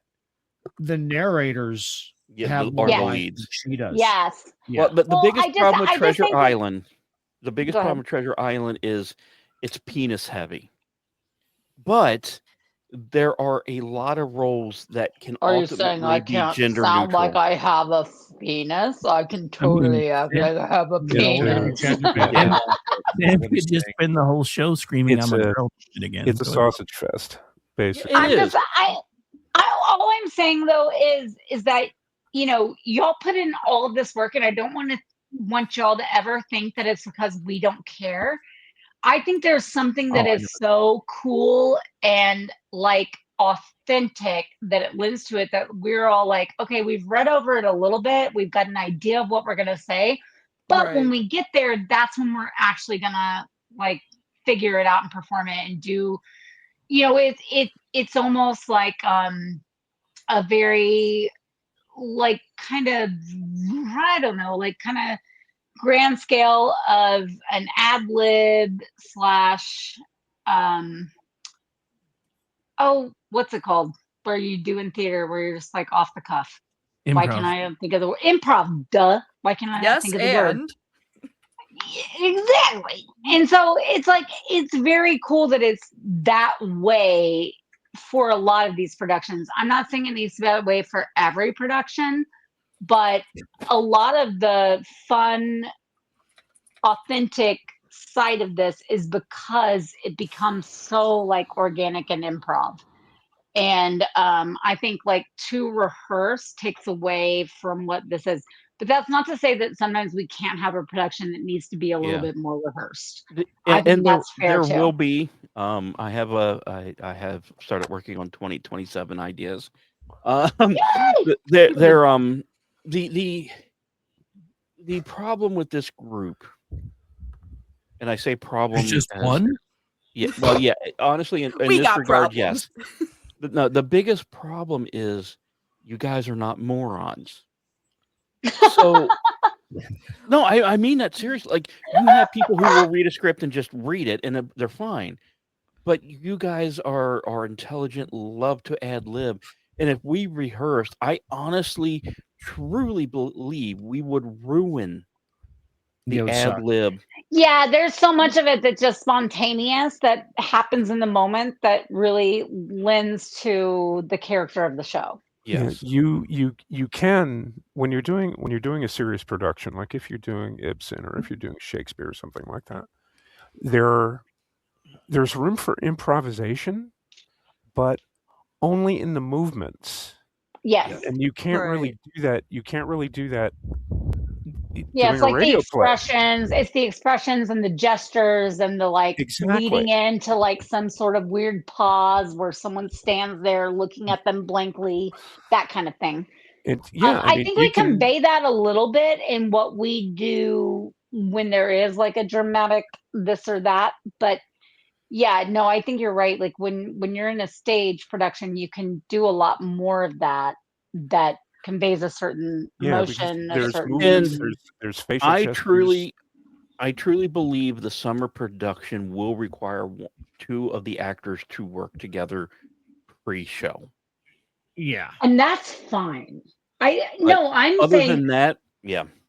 I think that But there are going that's to just be productions that will lend to that a little bit, but it's still not the same thing as like everybody has to get together and do this 4 or 5 times before we do it live. That's And once I end stream, because the summer production is not going to be a secret, I can tell you all off stream what that Mm. is, Okay. because it is very specific. It's not something I need to hide and present to you guys like I've been doing with the plays recently. But Right. Besides, the leads already know who they are. 100%. So it's when since I over. I mean, I feel bad for saying I took over from Mickey because I was already doing a lot of legwork during Mickey's You were. time. But one of the things that I've enjoyed is laying out a course of, hopefully Ordy will be able to produce the fall play with my help. Of course, I'll be in the background because I know the play we want to do in the fall, and I'm hoping that happens.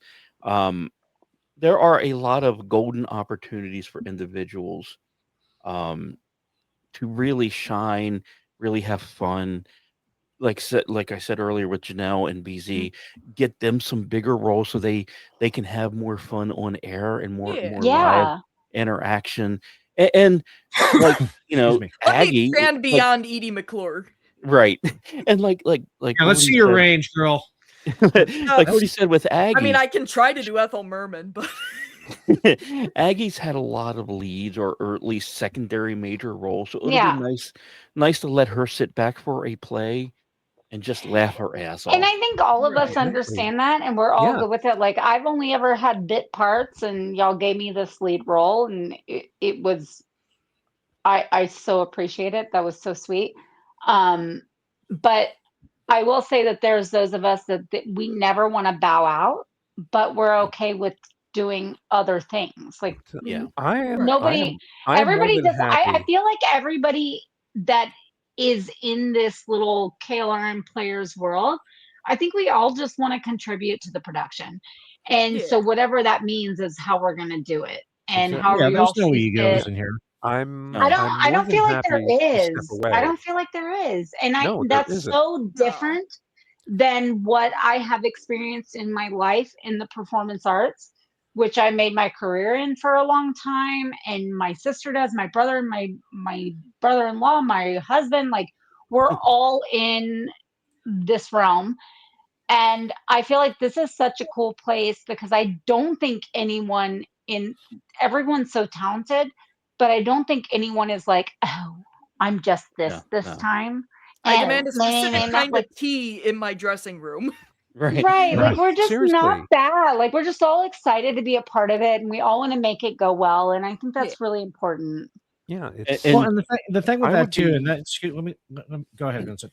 no, I would be more than happy, even for the rest of the run, like through all of 2026, if you said, Vincent, you've got 2 lines here, Vincent, you got 3 lines there. yeah, Oh, but you already know what you're doing in the summer, so shut up. you're gonna play.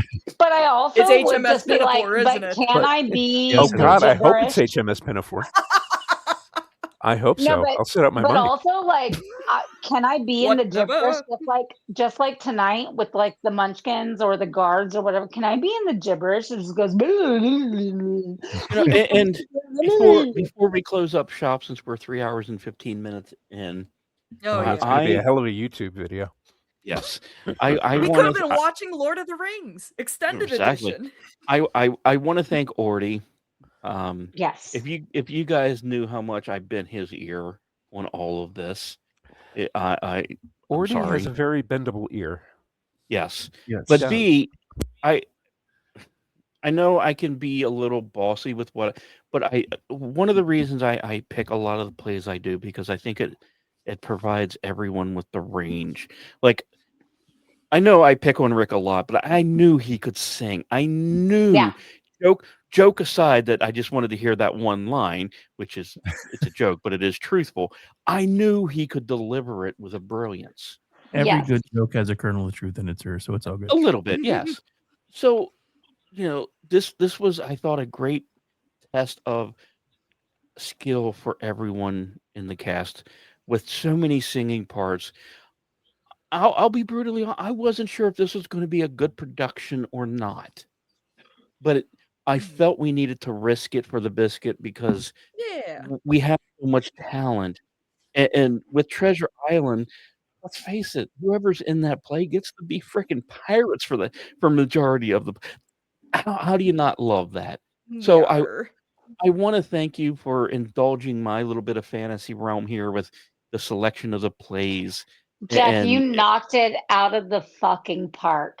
You and Orty, the work I you did on this, the casting you did, the way in which y'all conveyed to us like what you wanted out of this, and I know y'all told us like sing if you want, but here's the deal, whatever, and then everybody fucking went nuts on it. That is so crazy. I I am serious when I said in the group chat, I have been a part of so many productions professionally and, regionally, otherwise, whatever, even back in high school and shit. I don't know that I've been a part of very many productions where there's just people that I wasn't expecting to be so good. I wasn't expecting to deliver the performance they did. This is one of the best I've ever been a part of. And it's so fucking cool to say that because I'm from a family that does this for a living. I've done it myself for a living, and that is so fucking cool. This was so incredible. And it's So attributed to both you and Orty. Y'all just knocked it out of the I park. think what thank you. I think what Jeff and Orty need to do, especially after this production, is go to their Twitter profiles, go to their headers, and put artistic director KLRN Radio. There you go. Yes. Yeah, Well, right. Absolutely. And I am needs to be saying funnier this. than it is now. I am saying this completely seriously. Do it. I'd have to give up Order of the Polecat Moonbeam though. I know, right?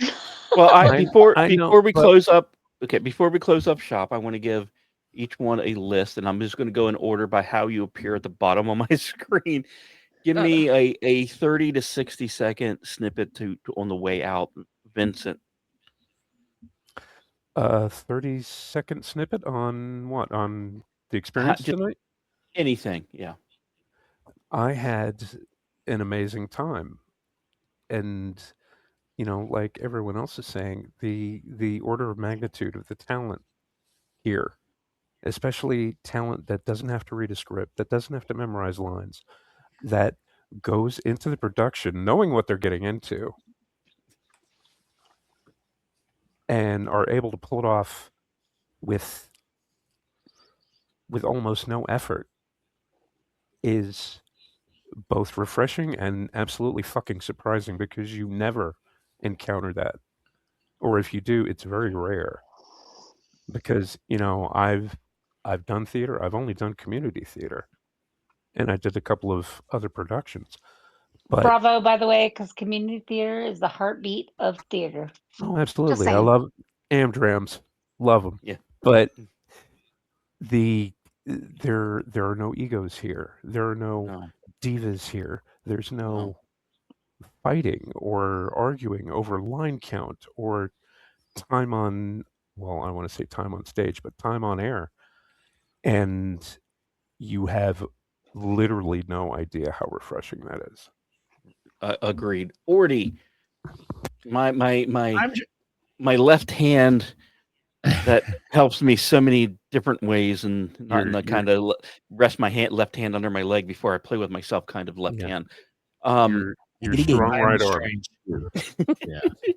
Use your strong right arm. I want to say that I'm very happy that this is the second production in a row that I have gotten to sneak in the background. It's girthy. Because when you were all talking about the Tower of the Wizard, I stuck in. It's so girthy. That's why I stayed muted all the time. I had to. Just to going with what Vincent said. What I've already talked about how much y'all blew me away, but I think the reason why we don't have any egos is that we all have live shows, so we don't need to steal the spotlight because we all have our own spotlights, and that helps alleviate the ego, but also it's why we don't need to rehearse because everything we do on the network is vamped. Yeah. So yeah, no, we that's really why enjoy live radio and reactions, and that is part of what makes us who we are before coming into a place type situation. So it just extends to that. Right. And we've all worked together not on these programs, but in individual podcasts too. We've all shared space on different podcasts. So we know how to play off of each other. We know how, I'm paired up with him, so I know I can crack him up with this. And that's what makes these so much fun. But most of all, Jesus Christ, Jeff, every production, you are just crushing it. And that song you did for this that was in the second intermission. That was fucking amazing. I know I told you that it's right up there with the Alice song, and it is. And I'm going to be toggling between the two for my sound check because I frequently have to do checks on my computer. Before we go to Janelle, it's funny how many people don't realize I did the song for the first intermission as well. Janelle, right? But the one in the second one, that was your power piece. No lies behind the baseball again. I spend 6 to 8 hours writing the second intermission songs for the plays. I make sure the lyrics are dead on. I make sure they're on beat. I make sure, Jeff, you are a fucking amazing. Well, he does it for almost every episode of Juxtaposition too. He'll ask me what the topic is the week, a few days before, and then but the plays, he'll fart out our intermission song for it, and it crushes it every time. But what's funny plays are different. But the song you did in the first intermission, I don't know if you saw. We were all making jokes in the background about being Vic Fontaine from Deep Space Nine because we're Star Trek. Yes. So Janelle, 30 to 60 second. What do you got? I love getting together with you guys and just reading through a script and goofing off. It's like I'm hanging out with a bunch of friends just on the internet. It's not that much different than hanging out with my real life friends. Yeah. And I'm really touched that you guys think well enough of my work to invite me in on this, and I appreciate it. And I really love that I'm here. I think when we started, Orty and I started talking about the casting, I think my words to you, Orty, were Janelle's in this, right? Yeah. Well, even before I had asked Janelle, even before I had pinged her on it, and I said, well, she better be. So So yeah, no, it's, I mean, we've got, I mean, it's not that we exclude people, but we definitely have our favorites. We got to bring them in for this one. Oh yeah, and I don't want to take anybody's jobs away, but I appreciate being asked. So Rick, I know because I remember the conversation we've had where you were so, I don't know the right word, impressed, heart Dude, touched when Mickey first did this. Well, yeah, I mean, I know you only said 30, 60 seconds, but just in case anybody hasn't. You can go longer. I'm going to give you permission for longer. I'm going to cut in the Jen's time. But well, I yield the rest of my time to you. Anyway, but no, I mean, in case we have people that haven't listened before, this is something that I had always wanted to do, and to come back from one of the worst times of my life and realize that you guys had taken something that I had always wanted to do, and I hadn't even really told anybody that I wanted to do it, and you had figured out how to do it. Not only had you figured out how to do it, but I went back and listened to the first one before I ever came back and officially started trying to do my work full time again. And I was just blown away by it. And I'm like, because I'm going back through the rooms and I'm listening to you guys talk about how it was just going to be this thing where you were just going to sit around and do a live read. And I'm like, damn, these people are good. And then it's just one of those things where I didn't even have to say anything because this is something that I have always wanted to do. I mean, I am one of those people where I think radio is one of the most important inventions that we have ever made because 100% agreed. Unlike I mean, it's kind of the bridge between TV and books because books are It's almost like you started a station for it. It's almost like you actually like went out and made your life's work about it. Well, yeah, pretty much. But no, it's just this was part of it, and it's different than that part of it because while I enjoy TV and I enjoy movies, one of the things that I've always loved is like reading, and then also with radio.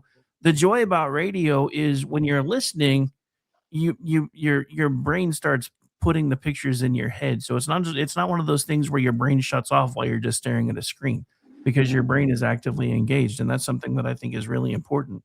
And then to find out that this group of people that I had already worked with and done some amazing things with had taken just an idea that I had in the back of my head. And I'm like, one of these days I'm going to figure out how to do this. And then, like I said, I came back from one of the worst times of my life to realize that you guys had already done it and figured out how to do it and just took it and ran with it. And each one of these, every time we do it, each one is better than the last one. And every time we say there's no way that there's there's no way the next one can be any better than this one. And it is every single time. That's why I was laughing. That's why I was laughing when you were like, I don't know. We had to try it, but I wasn't sure how it was going to go. And in my head, I was like, oh, you doubted us, you sumbitch. No, we doubted the reception more than anything else. Oh, I know. I was being facetious. I was getting him back from my only had a, if I only I know. I felt that one. That was good. But Rick, and in complete seriousness, you killed it tonight. It was the couple ad libs that you did with the little bit of delay was brilliant. It was. This is what I love about this. For as much as I go into complete stress breakdown mode 3 weeks prior, tonight is why I love doing it. We hadn't noticed you twitching or anything, I promise. No, Not not at all. And I would say, so what Dorothy has to interact with, who Dorothy has to interact with most starts with Scarecrow.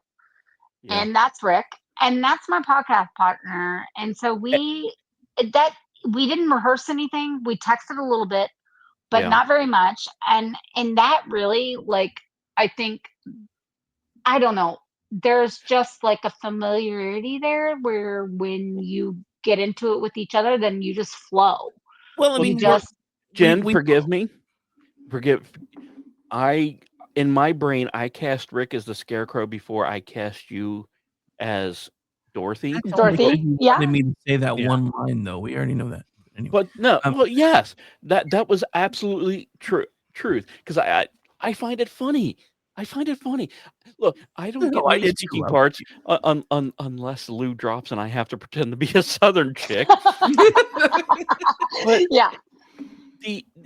When I in my there's little nuances like that where it's like, okay, Rick and I know each other so well. We talk every week. We do all of these things all the time.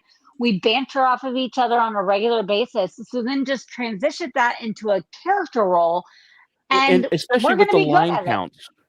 Yeah, with the line counts, because I think you had 149 or something. And Rick, you had 83. I thought it was 88. Yeah, he or was the something. closest to me, I think, pretty Yes. much. The fact that Orty had Yeah, 29 even as a freaking dog still yeah. makes me laugh. Yeah, 29 is a dog. You know, Well, the one wait. thing, Jen, and I didn't get to ask you this before when I was hitting you up. The one thing I ask every lead is that how was it getting to interact with every member of the cast? Oh, honestly, like man, I have done so much of this throughout my life, and like Vincent, Rick, Brad, Dave, everybody, they made it so fucking easy.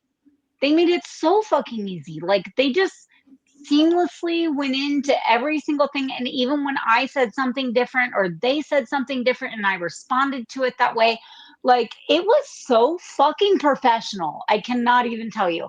Like I have thrown off people when I have been in a professional work of life and I have like maybe messed up a line or like put it a different way and they just glitched out like they're robots, and these guys just went right the fuck along with it. Like they made it even better. Like they just capitalized on it. Like they were so fantastic to be in this role with. Like it made it so easy for me. It really did. To be fair, we have all graduated from the Bill O'Reilly. Fuck it, we'll do a live broadcast.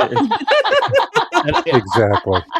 And Exactly. also, a lot of you have, a lot of you have been on air with me before, so we have riffed off each other before this, even though it wasn't like in an improv theater situation, but we've riffed off each other in like topics and things that we're doing. So not as much Vincent and but I do it with and not even Dave live, but I do it with Dave on Twitter a lot. So I just think there's a just kind of a camaraderie there that like really made it good. Well, and the great thing about being the lead too is that everybody tries to trip you up. Yes. Oh, Yes. sure. So Yeah, that's I mean, that's when I first ruined Aggie with Farmer Wilmoth. Yes, you did. That just became like, all right, this is what we do. So before we finalize this, I'm pissed off. No one appreciated my black munchkin. Oh no, I did. Oh no, I got it. Everybody else was doing munchkins. You come in with Okay, everybody's saying, you missed when I did this, you missed when I did that. I didn't miss it. I had to keep muted because my ribs still hurt from laughing, and the show's been over for over 3 hours. And with that is the perfect definition of why we do this. We want to thank everyone that tunes into KLRN Radio. We appreciate you. This is our way of giving back, giving you some laughter, giving you some fun moments. It is such a blessing to be a part of this with everyone. I want to wish everyone a Merry Christmas, a Happy New Year, and don't forget, we will be back in the spring. Date to be announced with Treasure Island, and I'm sure that's going to be a blast as well. And please, one more time, can we give all of the accolades and applause to Jeff and Orty for putting this together, for taking the time, painfully going through everything they needed to cast, to script it, to everything. Y'all are so fucking amazing, and we appreciate you so much, and you are why we are here. Thank you. Thank you. I just heard cats and make fart noises. I know, and you're good at it. So with that, everyone, good night. Thank you for tuning in. Final tally, cannot believe this from our earliest days, but final tally is 3,725. So thank you all. Fantastic. God damn. So all right. out, Well, I love my y'all. friends, We'll and talk have a later. great Hey, good evening. night, Gracie. Night, everybody. Merry Christmas.